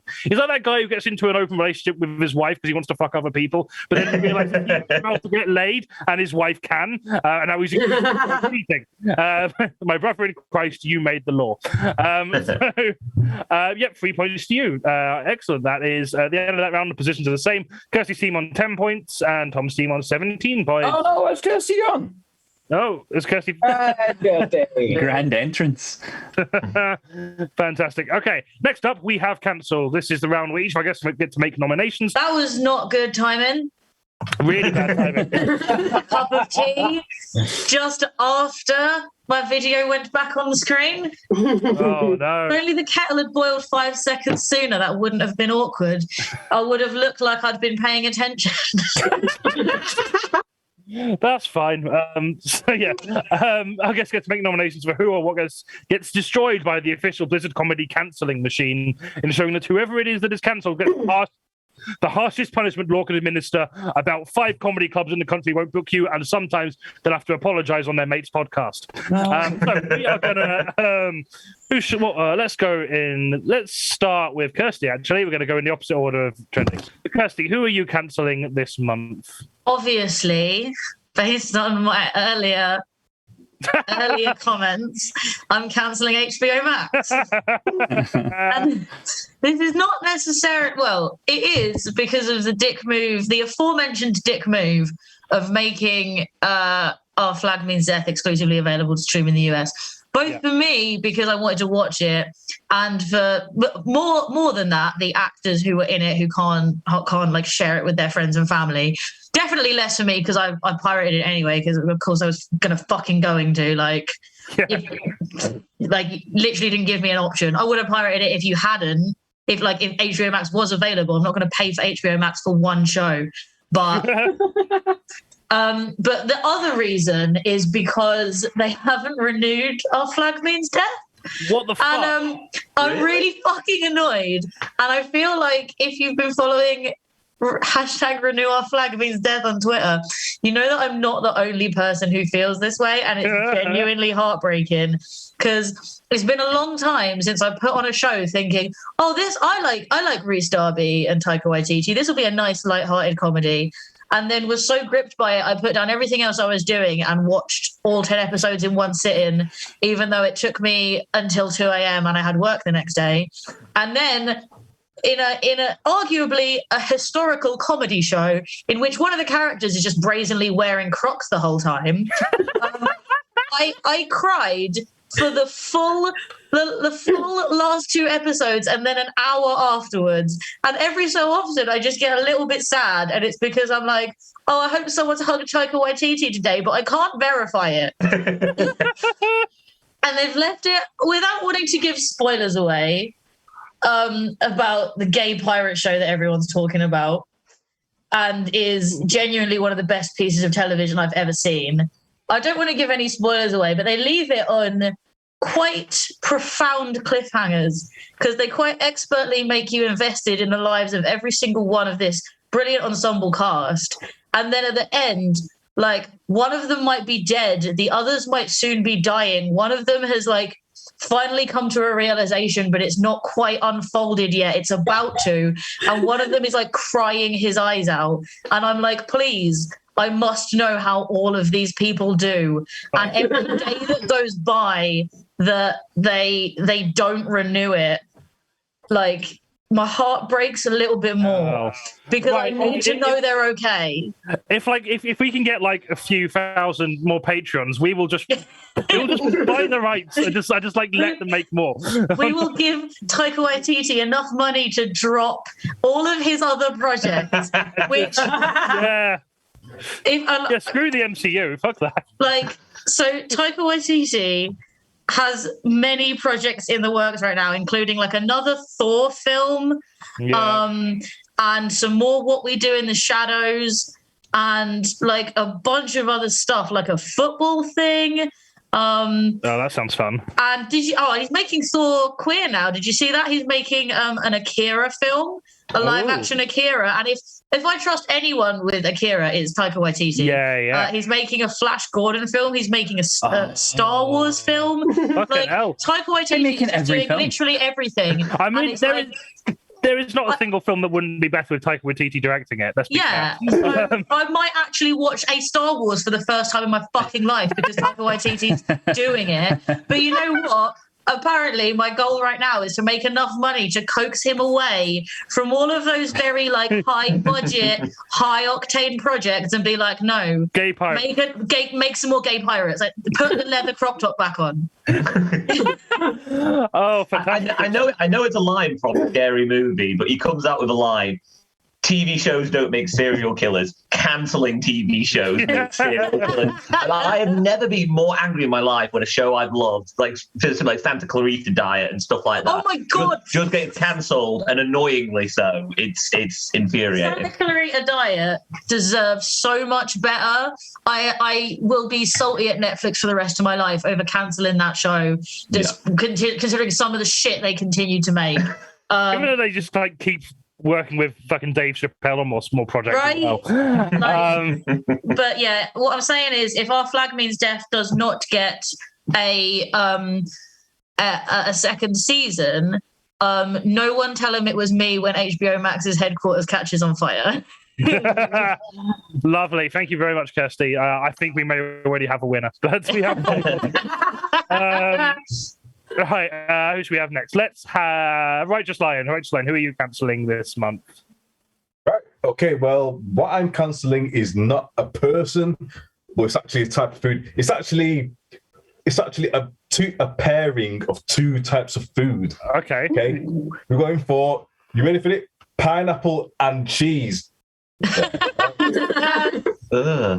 Exactly. Pineapple and cheese. Who the hell put pineapple and cheese together? Pineapple and cheese is the food equivalent of every Jeremy Kyle couple crackheads that you've ever seen. Cheese, which is so nasty, there's an actual group of people in existence on this earth whose bodies literally reject it when they take it. Lactose intolerance, fit the called. And on the other hand, pineapple, the so-called fruit that didn't have the decency to just be a bloody melon. I don't even have a fetish for old men's sweaty socks. Why then do I know what the hell they might taste like? The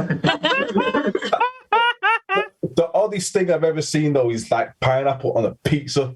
I mean, it's the worst pairing since Kim Kardashian and every black dude ever. I mean, I don't even mind pizzas, but cheese kind of ruined it. Even pineapple on it. But you know what? When I see a pineapple on a pizza, I actually approach it the way a Brexit supporter approaches immigrants.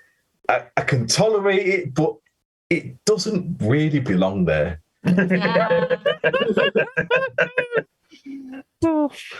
That's my case. Strong one. I'm glad my partner is not watching this because they literally had pineapple pizza like 2 days ago. I'm judging you so hard right now, J-Bo. I didn't. I thought we could be friends. Why are you allowing people like that into your life? I will get back to you on that. Next, we're going to have Craig. Craig, who are you cancelling this month? I am cancelling people who think they know COVID restrictions better than me, a paranoid spermaphobe. Okay. So, mask mandates just got lifted in Scotland, oh, did they? Last week. Okay. And I went to get on the bus, and the bus driver said to me, "Oh, you've got 2 masks on." I like wearing a mask. Sometimes I wear 2. It's like a Scottish thing, I think. Like, you were cold once waiting for the train in 2004, and then you don't leave your house without a cagoule in your bag from then on. Like, it's just a thing. You wear too many layers. I could be ambushed by sleet at any moment. But yeah, as I was getting on the bus, and the bus driver pointed out, and he goes, "You don't need them anymore." And what I should have said was, it's kind of rude, but like, I've got quite a low immune system. If I get COVID again, might not make it. And that works out great for me because then I get a free seat to myself. Nobody wants to kill me. But what I did say was I've got COVID, which it did get me my own seat. It was on the fucking pavement. If that guy had just minded his own business, I could have got to my fully masked sex orgy with record time. So yeah, that's me. Fab.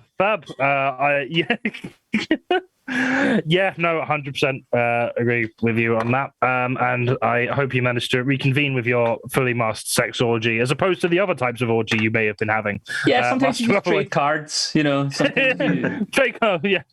Some Magic the Gathering orgy, yeah. When you said fully masked sex orgy, like other types of orgies you might be having, I fully thought you thought that all orgies you had to wear a mask. I've seen one movie and it's Eyes Wide Shut. Were you wearing 2 masks because you had your COVID mask and then a Venetian mask ready for when you got there? I won't get changed closer to the place. I'm going in my full fetish gear. Yeah, it was actually one was the face mask and the other one was the Flash. Yeah. oh, fucking deep. Right, Kath, who are you cancelling this month? Yes. So I'd like to cancel Craig David. Because I see. It's not awkward at all. Still around? Apparently he is. And how I found this out is I went for the day out in Liverpool and I came home and my friend and I both got seats in the tram. And then we stopped at Victoria and the tram was absolutely packed, almost a crush situation. Apparently it was Craig David fans. And what I think, if you have that many fans, you should be giving them to other people. Imagine they could be our subscribers here. They could give to our Patreon. I'm no one should have that many. The tramway was there going. Like it almost didn't make it off the station. And apparently, it was Craig David and possibly support by Adele was the other comment. So Craig David, I'm cancelling him for being too popular. Love it. Thanks very much, Kath. I genuinely didn't realize Craig David was still doing things. Craig David, yeah, fucking hell. Get rid of him. I can be the coolest Craig. Yeah. I mean, it does go Craig David, Craig Wilson. There's no other Craigs. When I was in Manchester, Tony Basnett told me that Shaggy is playing in Manchester next month. Oh my god! And I'm like, what the fuck? And then Tony was like, you have to come and see it. And I'm like, I don't know. It's on a Wednesday. I have to book at least 2 days off work to get to Manchester, watch Shaggy, and then go home. And then he was like, no, you definitely have to see him because look at him as Sebastian in the live action Little Mermaid, and that fully actually convinced me that it's probably worth it. I am dead ass down for seeing Under the Sea by Shaggy live in apparently just a 300-seater venue. Oh, fucking brilliant. We'll book him for the next stream. Fuck it. Okay, Tom. Make him wear the Sebastian costume. Tom, who are you cancelling this month? I am cancelling staff discount. Okay. Which is risky, but the reason for this is I recently tried to sort my life out, and I now work for a large evil company because the only people with versatile training options are unfortunately the bad guys, and that is quite a large fast fashion company, and they give me a sizable discount, and I despise them for it because I now dress head to toe in this horrible trend because quite frankly it's the only thing I can fucking afford. So it's they do I'll save so much money, it'll be amazing, I can't wait. But it's actually just all sneaky tricks to make you participate in capitals even more. And all the on-site benefits, which are actually just to keep you in the office longer. But jokes on them, I'm disabled, I'm never going in. But it's weird. I don't like it. But I've decided that ethics are for people who, don't have to worry about their rent, which is making my life a lot easier. And, just trying my best. But I think the worst moment of this was one of my managers was like, oh, and one thing that's quite good about working here is if you go on a night out and you just have your ID badge, it's really good with the ladies. Like, hey, baby, do you mind if I buy you a drink? But only if it costs me no more than £3.50 an hour. Sorry, why I want to cancel staff discount. We got that. Thank you very much. Thanks, Tom, for that. And last but not least, we've got AMARPAL. AMARPAL, who are you cancelling this month? I am wanting to cancel my 4-year-old daughter. Okay. No, you have no right to laugh. You've never met her before. So when Priti Patel came in as Home Secretary, I thought, well, you know what? I'm born in this country. I speak English. I'm a British citizen. She's probably going to want to get me deported. So I did what any sensible person would do. I married a white woman to solidify myself in this country. And then I thought, we're going to have a beautiful caramel baby. You know, the ones that Angelina Jolie and Brad Pitt used to get back in the day? But when my daughter came out, she's slightly bit undercooked. So she's a lovely white-looking girl who has a bit of a tan to her, which isn't a problem. Unless I'm at soft play and all the Karens just see an Asian man chasing a white girl who's screaming, things you get like pence. But she knows it. She knows you get this attention and stuff. And to be fair, when the police are called, we all have a laugh about it afterwards because I do carry a picture of her in my pocket to show proof of purchase.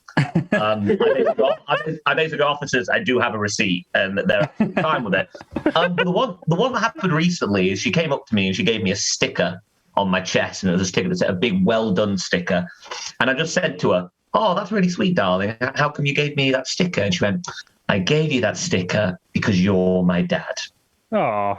The bare fucking minimum. Not the fact that I put a roof over her head, I buy her everything she wants, I make sure that she lives, pretty much. No, she basically gave me a sticker because I once ejaculated in her mother. If anything, it is a participation award. So yeah, I don't like the little shit. I'd like her to get cancelled, please. Oh, amazing! Right, okay. I'm gonna do what we usually do and put this up to an audience vote. Pirates. Yeah. Gay pirates. Oh, let's cancel kids. Let's cancel kids. No. Specifically this one. Just kid. my child. I'm sure there's some okay ones out there. Okay. That's what I know. Canceling children. Right, I am gonna. So I'm only allowed to put 5 in here, so I'm only going to do 3, so whoever's in last doesn't know. I'm all right with it being me. It's fine. So let's put HBO Max. I think I'm going to definitely strong contender. Pineapple with cheese, just because I kind of want to see how controversial it is in our audience. And AMARPAL's 4-year-old daughter. Why not? Is it really bad that I feel like the pineapple with cheese one is like the most divisive? Like, I think it is. Like that's gonna get some fucking arguments. Right, okay. That's on the internet. I cannot wait for AMARPAL to show his daughter this on her birthday. Like her 18th birthday. I say it to her face. Right, that poll is live for 10 minutes. We are running quite behind, so we're going to go into another break and then resume after that. So just another reminder, if you've been enjoying the show, there are loads of ways you can support us.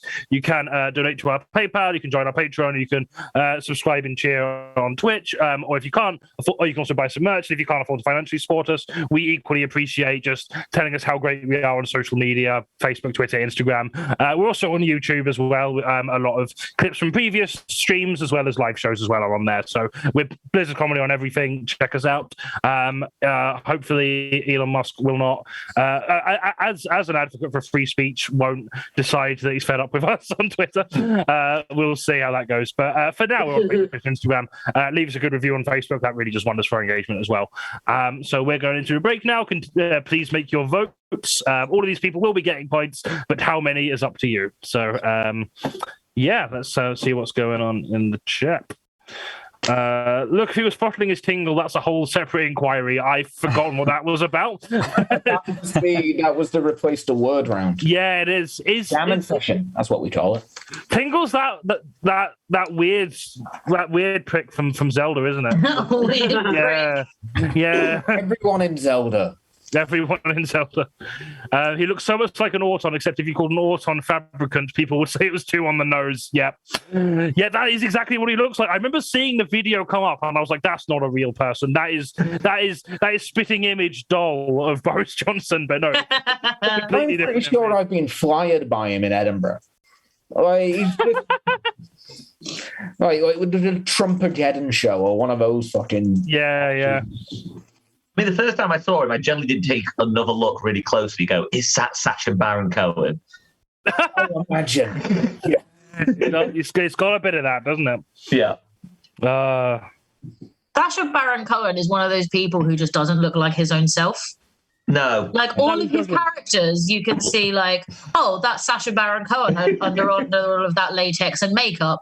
But when I see his actual face, I'm like, that's not Sacha Baron Cohen. No, you're right. Yeah, no, he doesn't look. Yeah, fucking wild. So currently, pineapple with cheese has no votes. So no one wants to cancel pineapple with cheese. Yeah. Everyone's just like, nah. The issue with pineapple cheese is half of it is amazing. The cheese part is brilliant. It's just the combination. Cheese is in a toxic relationship with pineapple. We shouldn't cancel cheese because of pineapple's mistakes. Cheese is still invited to the birthday parties and the hen and stag do's. Pineapple's the one we're cutting out of the friendship group. I mean, I think cheese is the one that's making me poop my fucking arse out for the last 3 days. Which is admittedly my fault for eating nothing but cheese since lockdown. Oh, you've had some fun as well. Yeah. Look, if you don't like it, just don't buy it. Let the rest of us enjoy it. That's not the point. The point is this stuff being out there normalizes affects public opinion. I think you're taking this pineapple on pizza thing too far. I love cheese and pineapple. Pineapple pizza, brilliant. Oh wow! Are we facilitating a breakup by in this round? To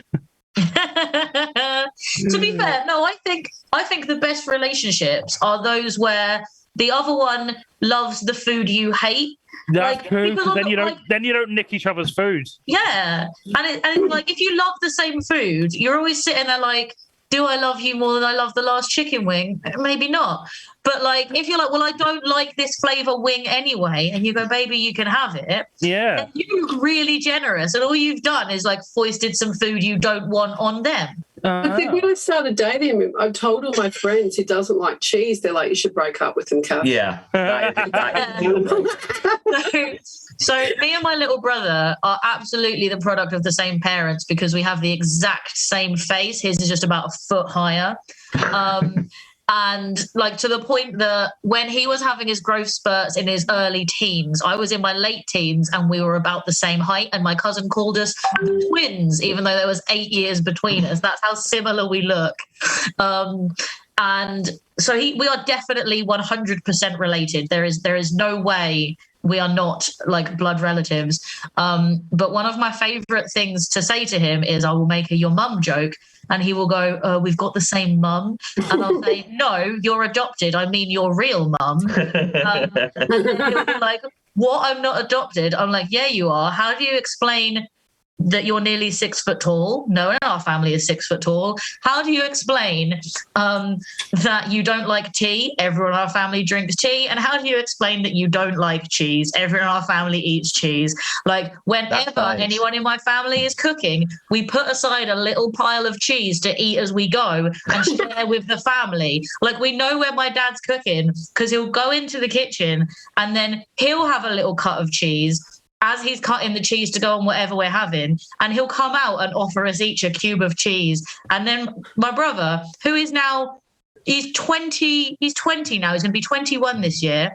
My dad, his whole life, has been offering my brother cheese, and my brother has been refusing it. And my dad still can't accept it. He still comes out and he offers my brother a little cube of cheese. And then my brother says no. And my dad's like, what the fuck is wrong with you? There's nothing more middle class I can think of than a father going up to his son, going, do you want some cheese? The son politely saying no, and the father going, what the fuck is wrong with you? I was listening to that whole thing. Do you guys not know abuse when you hear it? Yeah. Food is a funny thing though, because I was sharing an ice cream with the little shit who I'm trying to get cancelled. And she had the first bite of the flake, and I had the last bite.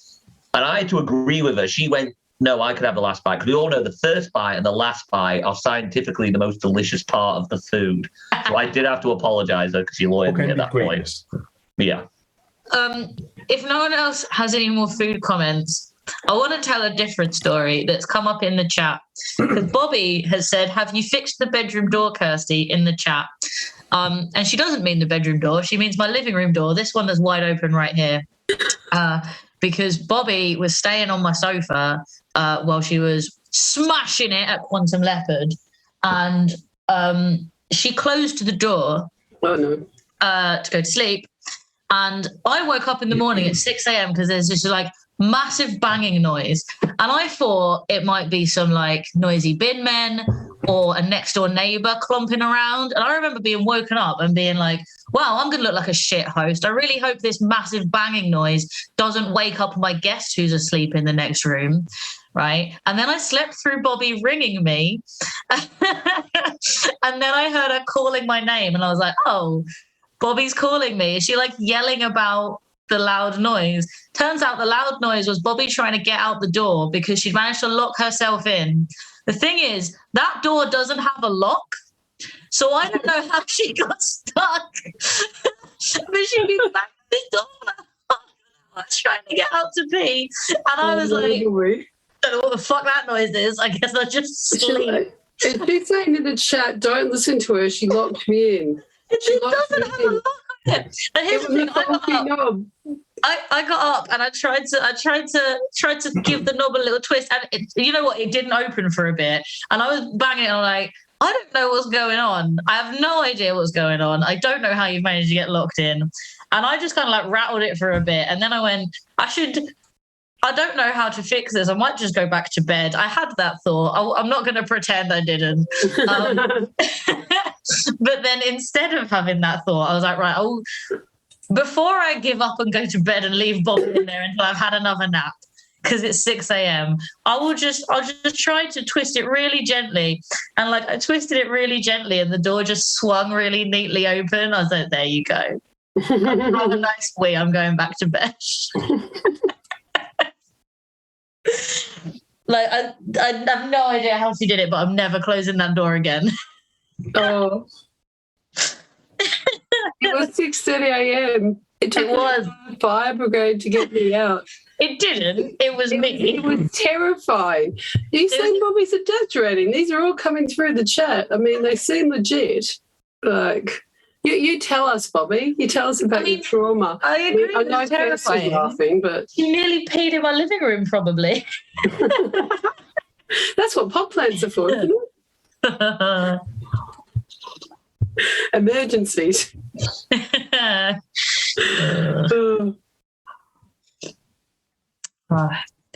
I don't know how it happened. I don't know how she did it, but I've been warned. I think Carol's visiting. Carol is my ghost that haunted my old house.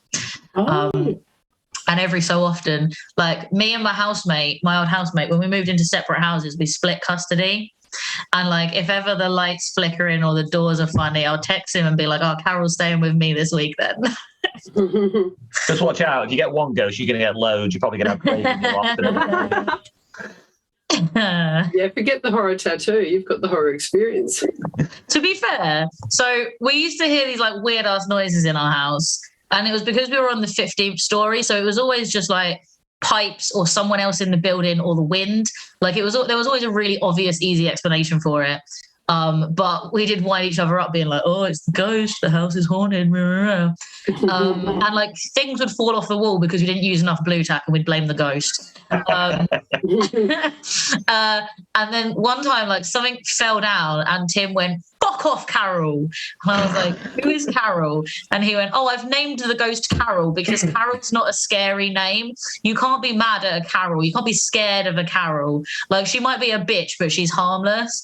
And then from then on, whenever there was a weird noise or something fell off the wall or anything, we'd be like, "Carol, can you be quiet, please?" And like we really got quite fond of her. Like when the light flickers, instead of being like, "Oh, I should replace that bulb," we'd be like, "Oh, Carol's visiting." I don't think Craig would be a really nice ghost to have around, though, because he's so nice and polite. He'd probably go in your loft, come down and go, "Oh, I'll just put some extra insulation there for you. Don't worry." We've got some extra comments here. Loving Craig's water bottle. That's some serious hydration. The water bottle's more over than I am, man. This sucks. I missed it. Can't help it. Something tends the lot of work. It's a guy I work with, I assume. Yeah, from probably. From the Glasgow dialect. And maybe also suggesting that you need to work on your tan, Craig, as a white man. You're not Will you move somewhere else? Yeah, somewhere else. Yeah, not Scotland. You might get a slight tan. Maybe. All right. Are we all back? We are. Okay, let's crack on with the show that we are definitely not running behind on. Our next round is the Great Debate. Each month we try to solve one of the biggest debates of all time with a panel of special guests. But this month, so much has gone on that it's been hard to choose. So instead of any of the big issues, we're all going to dunk on Elon Musk for 15 minutes. We're going to discuss the successful now, as of like today, acquisition of Twitter by the world's richest man. So to do this, we are joined by Elon Musk himself, who's Tom B, KIRSTIE, who is an NFT shill Twitter bot, AMARPAL, who is Twitter CEO, I do not know how to pronounce that name. That's very racist. The Twitter CEO. I meant to Google this before I started. I do apologize, everyone. KATH MARVELLEY, who is J.K. Rowling. Righteous Lion, who is Mark Zuckerberg. And Craig Wilson, who is Vladimir Putin. So thank you all for joining us today. So obviously, pretend that the last 24 hours haven't happened. I wish I could. Should Twitter be bought outright by Elon Musk? Let's start with Elon himself. Elon, how are you feeling about this? Why do you think Twitter should be sold to you? I think that Twitter should be sold to me because I see its true potential, and that is to get all the Twitter bots in one place and collate the ultimate baby name book. Gonna unlock the potential. I'm gonna funge Twitter. That's the sort of thing Elon Musk says. I'll do it for the moon. I'm Elon Musk. That's the extent of my research. Diamond mines, emerald mines. I'm not sure. He never says. Wonderful. Thank you, Elon. Very, very convincing. So, current Twitter CEO, how do you feel about this? Are you wanting to sell to Elon Musk? How are you feeling about this whole business offer? It's feeling good. I've already bought a condo in Cancun next to an even bigger condo. I've spent this money. If this bid does not go through, I am ruined. I bought a house. I bought a boat that can go inside the boat I already have because the boat is so big, a helicopter can't land on it. So I need a little boat to come out from that boat so I can land my helicopter on it. I've spent this money. I don't care what he does with the Twitter bots. I don't care how many baby names he gets. He can go to the moon for all I care. I just need that money. I'm in deep. I actually borrow those boats sometimes as well because I am technically homeless, so I need somewhere to stay. That's why you're buying Twitter. Fab. Okay. Well, we've got some other people around as well to see what their inputs are. Vladimir Putin, how do you feel about the attempted acquisition of Twitter by Elon Musk? Are you for this? Are you against it? What is Russia's take on this whole situation? The question everyone's been asking. Well, before I start, I just want to say I'm not good at keeping up with current events, but I'm good at accents. Here we go. Twitter? Well, I've already given up. Swear? You mean the world's most least successful website? I personally use Putiner, which you have to be really careful about how you spell it. I use Putiner, where we just talk about our favorite leaders. I don't even know what Twitter is, actually. Okay, Putin, thank you. Okay, well, we've also got a few other people. We've got the leader of probably the biggest competitor to Twitter, Mark Zuckerberg. Mark, how are you feeling about this whole acquisition? Are you nervous about this, or do you think it will do you good? What are your thoughts? Well, to be honest, I'd rather him buy Facebook than Twitter. I'm working on it. I just think it'll be interesting to see if he bought Facebook, we'll be able to see exactly how much of a ridiculous name he would give his child if he wasn't limited to 140 characters. But I'm willing to sell Facebook and my entire butthole just to see that happen. So bring it on, Okay. Elon Musk. Elon Musk does sound like a really cheap brand of deodorant as well. Just throwing that out. Elon Musk for the weaker man. Okay, and we've also got prominent and controversial Twitter user J.K. Rowling. J.K. Rowling, how are you feeling about this potential buyout from Elon Musk? Are you for it? Are you against it? How are you feeling? Well, firstly, why are we worried about the platform being ruined? I'm already on it. So I'm not sure what's happening there. My screen has disappeared. And also, how will I be hated universally if I can't free speech on Twitter? So I'm all for good on Musk's purchase. Good on you, Musk. I'd also like to mention the new Fantastic Beast film here, if I may. Greek promo. But yes, I'm really looking forward to Elon's takeover, and I look forward to not being blocked. Well, when I take over Twitter, we'll be working very closely with J.K. Rowling so that verified millennials who either don't know better or just don't care can have their tips in the colours of their Hogwarts houses. I've also spent the money. Okay, I suppose we have. I can't actually pronounce this username. Kirsty, can you tell us your thoughts on the Elon Musk acquisition of Twitter? Fire fire emoji, hashtag NFT giveaway.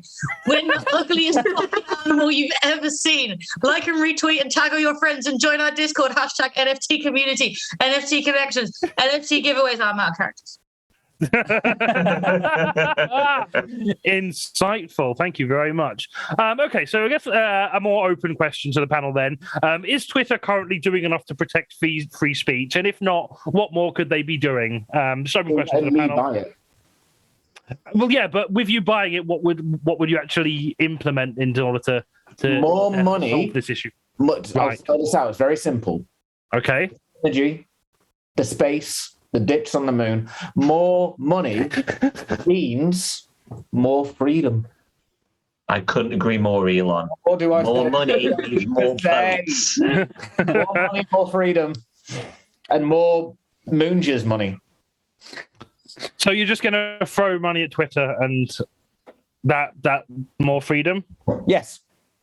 Okay. No action plan beyond that. Well, I'm going to the moon as well. I'm going to use Twitter from the moon. You're going to use Twitter from the moon? Unsolicited dick pic from space. Oh, God. Okay, well, thanks for that. How are we feeling about that? Zuckerberg rolling. What are your thoughts on free speech on the platform currently, and how would you want Elon Musk to improve it? I want to be paid for every tweet. I want to write my next novel, and I want every tweet to be paid. So, yeah, cough up, Musk. Why do you need money from me when you get money from Daily Mail Twitbait? I don't mind. I just want to write my novel and get paid per tweet. That novel in your name, out of interest. We have a very strict username policy. I've got a blue tick. Don't take it away. No. Okay. Right. Okay. So on the flip side of that, then the other side of the argument, then are any of you concerned about the dangers of Twitter being run by a single entity instead of a board of directors? Wouldn't that actually be more biased in terms of its policy on free speech? What are your thoughts on this, Elon and the panel? I don't want to be a director anymore. I don't. Do you know how hard it is being a Twitter director? People just say that you're the devil, and I'm not the devil. I know him very well. He's a close family friend. He will also be on the boat, but I just don't want to do the job anymore. What is free speech?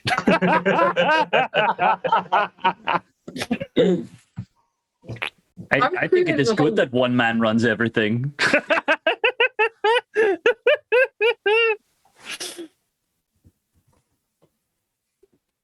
I've created a whole universe already. I mean, how hard can it be? Yeah, and it's very successful. The more creative control you've been given over it, yeah, definitely. I obviously think it's a good thing. Right now, there is not enough freedom of speech on Twitter. Like, for example, my ex-wife G Rhymes, she can post whatever they want about me, and I can't see it. So I want to stop that and have more privacy where I'm able to see what people are saying about me. I followed you, Rhymes. It's really interesting stuff she's writing, mate. You just show me. I just need to see. Okay, well, what will millennials still be allowed to bully Elon Musk on Twitter if he takes control? Not if I get my way. What was that? Not if I get my way. No. Oh, I thought you said if I get my way, and I thought we just uncovered another kink of yours. The millennial who cyberbullies me once I own Twitter will have an Amazon drone launched at their house the second we hit send. Are you Elon Musk or Jeff Bezos? Because I don't think I've ever seen you both in the same room. I mean, it's all the same dickhead, isn't it? You sound like my wife. You've seen one dick, you've seen them all. Just no. I think everyone should be allowed to. Oh, yeah. Sorry. Rolling. Yep. Carry on. I think everyone should be. Please quit, J.K. Rowling, carry on, Johnny saying that. Well, I was just saying, I think everyone should be able to cyberbully Musk. I don't think there should be any prevention of that. If you're allowed to say whatever you want, it should work the other way. Are people allowed to criticize your tweets? Yes, they do all the time, so it's not exactly like having chance. But they do it, so... Putin, you'd like being criticised on Twitter, wouldn't you? People criticize me? I mean, it's hard to pay attention to what people are saying about you when you're sitting on a pile of money in a rented bed sitting Oldham. NFT Shieldbot, how do you feel about Elon Musk being cyberbullied on Twitter? I feel like I'm about to drop the new shitty Elon NFTs. That's my place. Billion Ethereum, NFT community, hashtag NFTs. So if I could just have a moment to promo my NFT, that'd be also really helpful. Dropping now, the Cunty Wizards collection. Actually, I invented NFTs. They were my idea.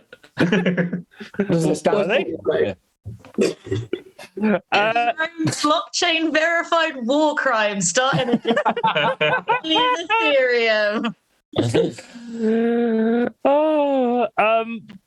Elon, what will be your policy on NFTs? On NFT shilling over the platform? Are you planning to use that as another way of monetization, or what? Well, yes, but only enough so that they're still in demand. Like, you can't flood the market with filth. You need to make the filth in demand. It's like Times Square in the 70s, but with ugly gorillas. Okay, so I think we've covered most of what we want to discuss. But first of all, will anything actually change with this acquisition? I know you've talked about that you want more free speech on the platform, and I understand that. But what actual tangible changes will and should be made? Mark Zuckerberg, what would you like to see on Twitter as the rival platform to your own? What would I like to see on Twitter? Yeah. Yeah. I'd like to bring back the presence of Donald Trump on Twitter purely as a source of entertainment. I would like Donald Trump to come back too, for no reason. Or can we please see the Donald Trump NFT Shebot?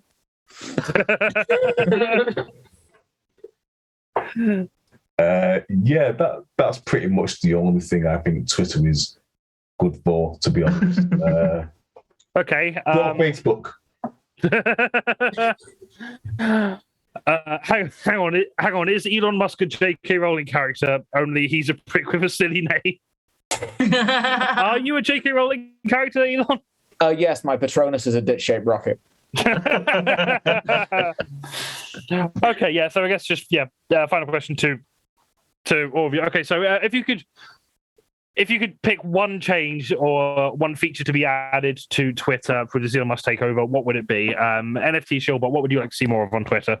You best hurry up and get me my special shaped fucking display picture that I was promised. I was not getting a new shitty dick armadillo from the exclusive collection coming out soon. Kath, sorry, J.K. Rowling. What would you like to see on Twitter? Musk said it'd pay me more per tweet if I said Tesla ads at this point. Tesla ads. Okay, Putin, what would you like to see on Twitter? I would like if there were more accounts that would link to news articles that would say that Joe Biden is putting syphilis in the vaccine. Yes. And none of these accounts would be from Russia. It would be from freedomeagle.com. Twitter CEO, obviously you won't have much say moving forward, but what would you like your lasting legacy to be? What feature would you like Elon to add to Twitter? I would like him to take off all the loan sharks that keep on tweeting me about all the money I spend, because I do enjoy my thumbs. I need them to ride my big boy boat. And Elon, what is your first priority feature to add to Twitter? It will be a very simple feature, and it's letting the people know that we care about both their opinion and their freedom of speech. And that is that every month we will be keeping it classy and changing the main color scheme to represent a new charity like Pornhub do. Okay, thank you very much. Brilliant. I am going to I think I've got to give the points to KATH for that round, for that amazing portrayal of Rolling there. But I'm going to give runner-up points to both. Oh, it's a tough one. I think Putin has definitely got to get runner-up, yeah. which will hopefully be the place he achieves in the and also some for Elon, because I feel sorry for him. So at the end of that round, poor little Elon. at the end of that round, Kirstie's team is now in the lead with 25 points, and Tom's team are on 24. So everything to play for in the final round, which is things that would be funny if they happened, except they didn't, but let's just pretend anyway.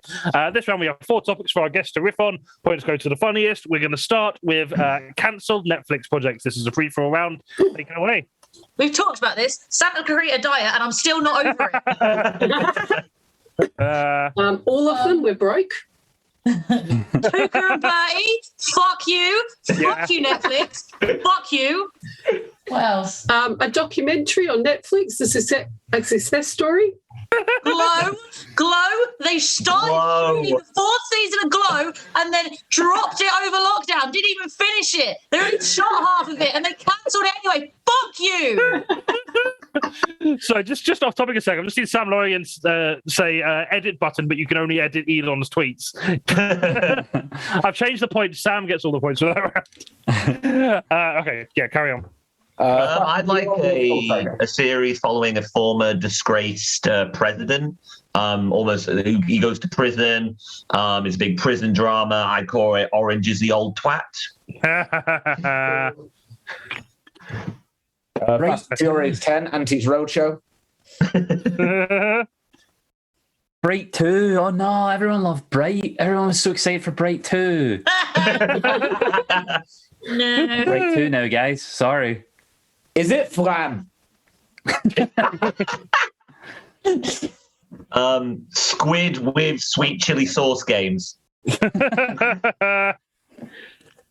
A new series of You where the main guy's internet connection's down, so he can't stalk any women, and he has to watch the 3 episodes of Community he downloaded on his laptop 6 years ago.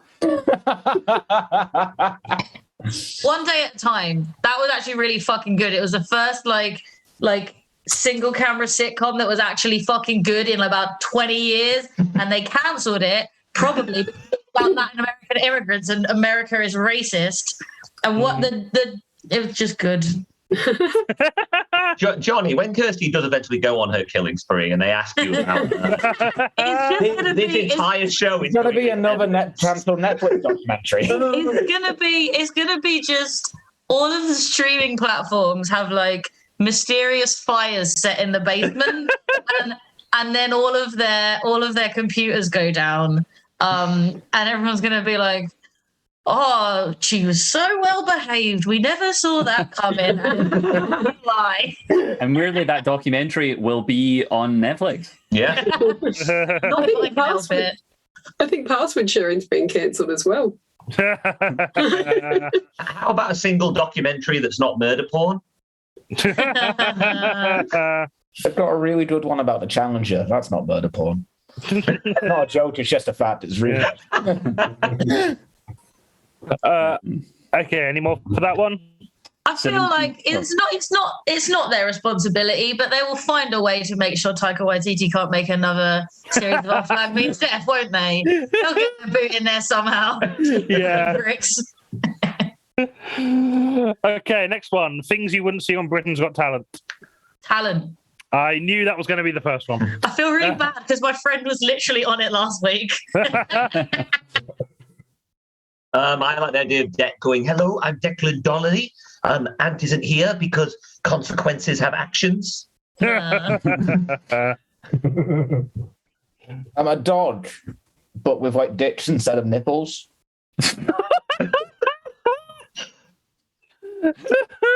I didn't have anything for this one. That's all I came. Sure. Is that the dog's talent? Is it just has dicks for it? Yeah. It's like, check it out. You know what I would enjoy? I would enjoy that whenever they showcase a group of like young black male dancers, the VT music isn't always Jackson fucking 5. And whenever it's a group of young white people, it isn't Westlife. Just change it up every now and again. Is it a performer that isn't going to end up in Butlins? I have the Sun. I've heard them. And The Boris? magician. Oh, sorry. Don't worry. Go ahead, Greg. The magician that can make your internet history disappear and then reappear in the hands of law enforcement officials. Things you would see on Britain's Got Talent. None of Amanda's boobs. Sorry, Marple, what was that? Sorry, say it again. Well, I was saying something you wouldn't see on Britain's Got Talent. Amanda Holden showing no boob whatsoever. Tom, what were you saying? I was saying if it wasn't for the super injunction, David Williams. Yeah. Any more for that one? A singer who wants to do the show just for the fame and money and not for his dead gran and his dead mum and his dead. Okay, next one. Bad first things to say to extraterrestrial life. Yes, we will take you to our leader. That's what I was thinking as well. Mine would have been, for fuck's sake, this is our leader. It could be like, let's take him to our. We'll take you to the leader. He'll sort it. Things to say to an extraterrestrial life. Yeah, you should have taken that left.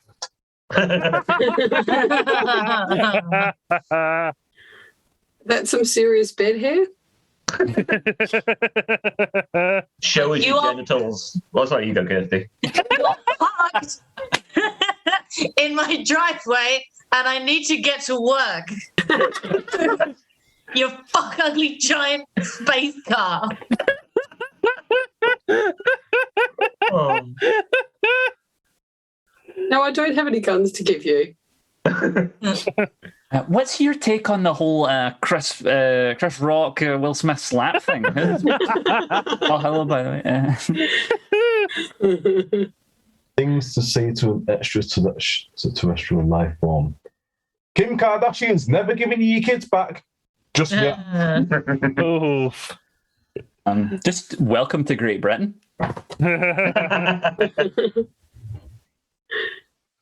Go back where you came from and take me with you. This planet is fucked. Pull my finger. You probably wouldn't want to hear that, to be honest.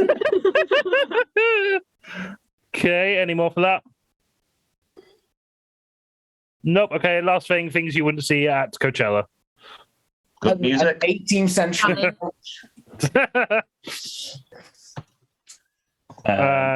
Who was that? Was it Tommy? Were you saying something? I just said a coach. It wasn't worth it.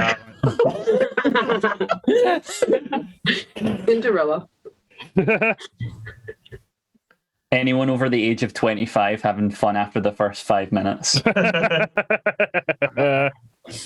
More sense than money. Central heating. 18-year-old Insta models going, woo, we're going to make good life choices. Men wearing shirts. Kasabian, because they're shite. Wow. Straight down the barrel. But also a great way to just show your age in one sentence. Yeah. Men wearing no, I said that. Proper sunscreen application. All right, Captain Australia. Do you want me to help you with that? You missed a bit. We might never do it. Okay, any more? That song that goes Umbrella Ella, like Coach Ella. Hello. Someone please don't make it end on that. On an hologram.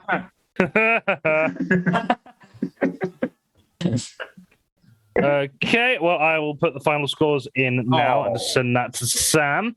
While I am doing that, I'm going to attempt to multitask and remind you all that if you've had a good time or if you've just feel sorry for us, you can give us money by donating via the following links: PayPal, Patreon, the Big Cartel, or buy the stuff that's built into Twitch. And, you know, all of our shows are free to go and see, and we just ask you to donate whatever you can. So if you're not in a financial place to give us money, please do not give us money. You need that more than these comedians do. But if you do have any like any spare money and you have enjoyed it tonight, please do put that towards it. They will go. The money will go to the acts from the PayPal, and it will go to us continuing to put on these, I think, great shows. And apparently, 15 of you have stuck around long enough to agree with me. So yeah. If you want to see more of these, please do spare whatever you can. We really appreciate every little bit that you throw towards us. So I'm going to send the scores to Sam now. Once I find the fucking chat, I cannot, so I'm just going to use Facebook. I have way too many tabs open. Buy a zine. Buy a zine. Yeah, they are on the Big Cartel. Also, a cool hat too. You can have a nice hat. Yeah. Oh, We've still got hats. They're not in the shop. If you want one, you can just message Johnny. I think Kath actually got the last one, so we have no more hats. If you want more hats, we can make it. Yeah. If enough of you want a hat to justify us doing it, we'll do a pre-order of dope Blizzard hats. That's basically how it works. If you want any merch, you have to just get enough of you to justify us paying for a pre-order. Yeah. Because we actually don't make any money if you print on demand, so we can't just print you what you want, sadly. But if you want any merch, like, tell us and become a Patreon, and we'll probably do it for patrons.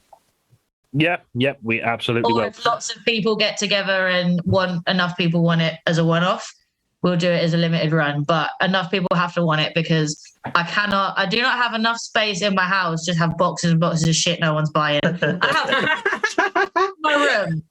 400 buttons. Right, okay.